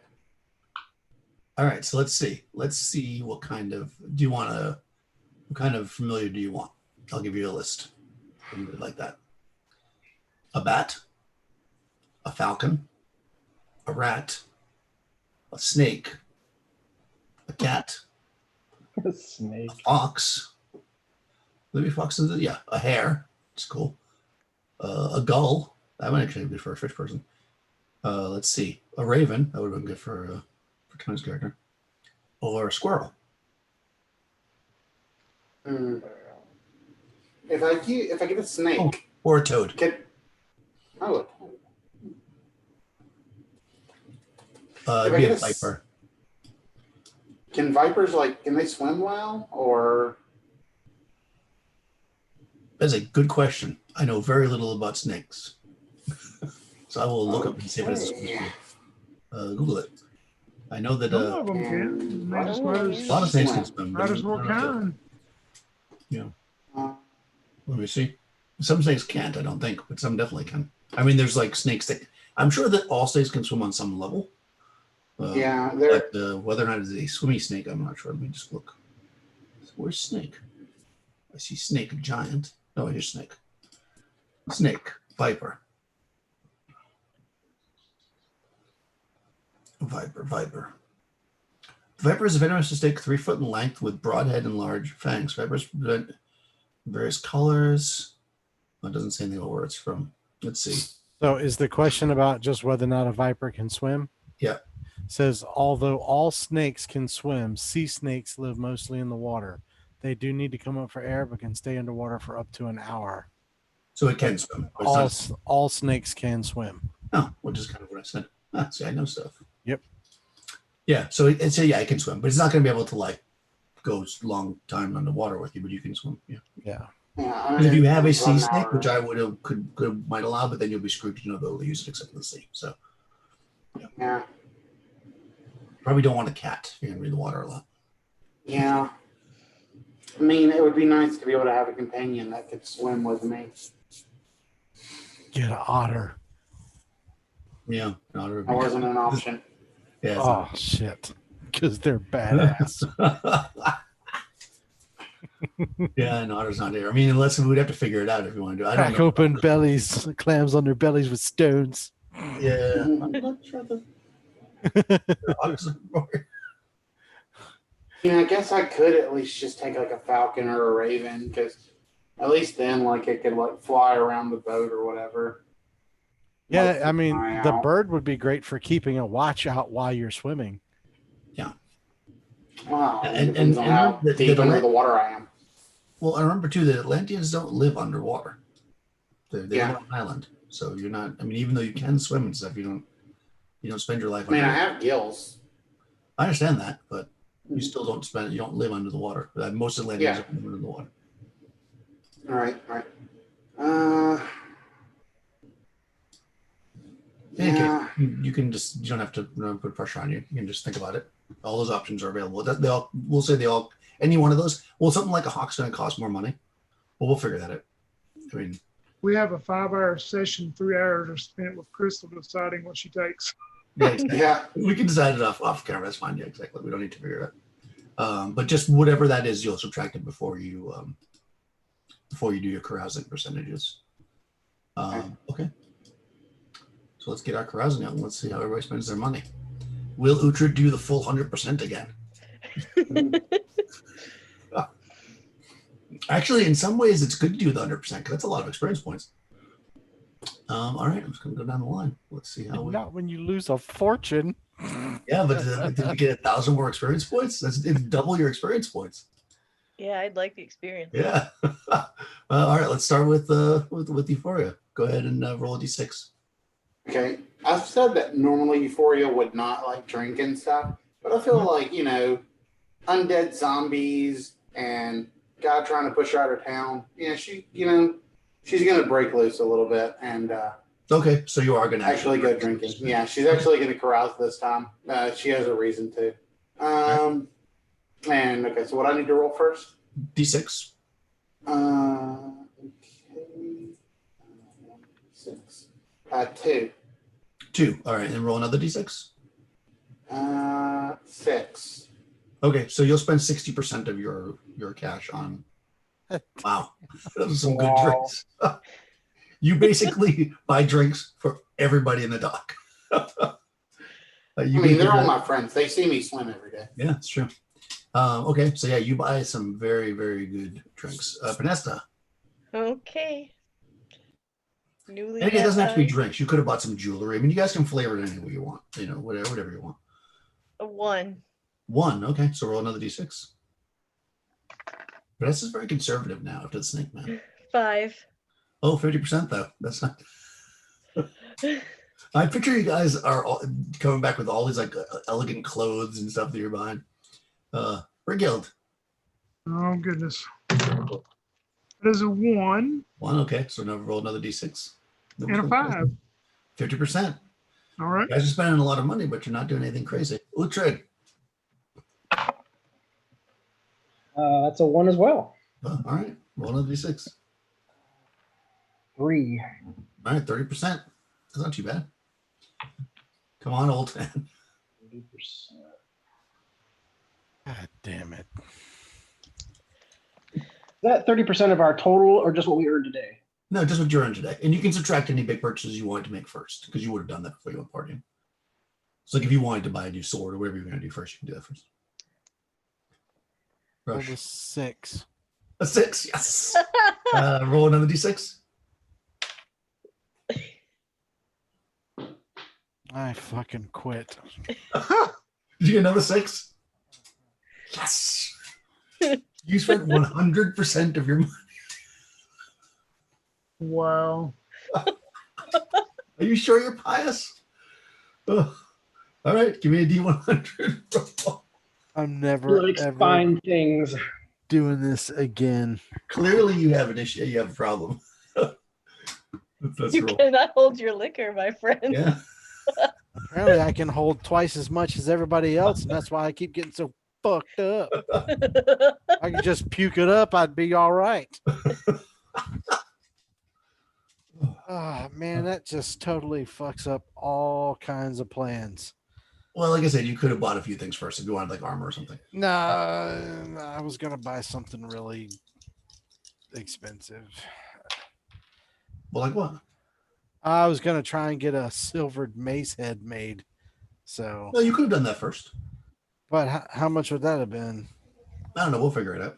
It doesn't Well, matter if you spent 100%. So we'll just say yeah. whatever it cost, you did it. 80, Maybe that's what you caroused. Let's see what you roll on your D100. 82. 82. You Let's wake see. up in prison If you next to a snake man. Okay. Unexpected companion. What? You woke up next to a member of your preferred gender. Okay. Determine attractiveness just as married entry. Okay, hold on. I have to determine attractiveness. Where's the Determine married entry? attractiveness. I love that you have to determine attractiveness. Where's the married entry? Well, you know. Well, he is wearing beer goggles. And some people are prettier on the inside. When I truly got it, but I thought it's more clever. My mom Man, always. you're gonna piss Brickhill off. Yeah, exactly. Shouldn't have been sitting over there by yourself. Oh, just married. Here we go. Roll a D6.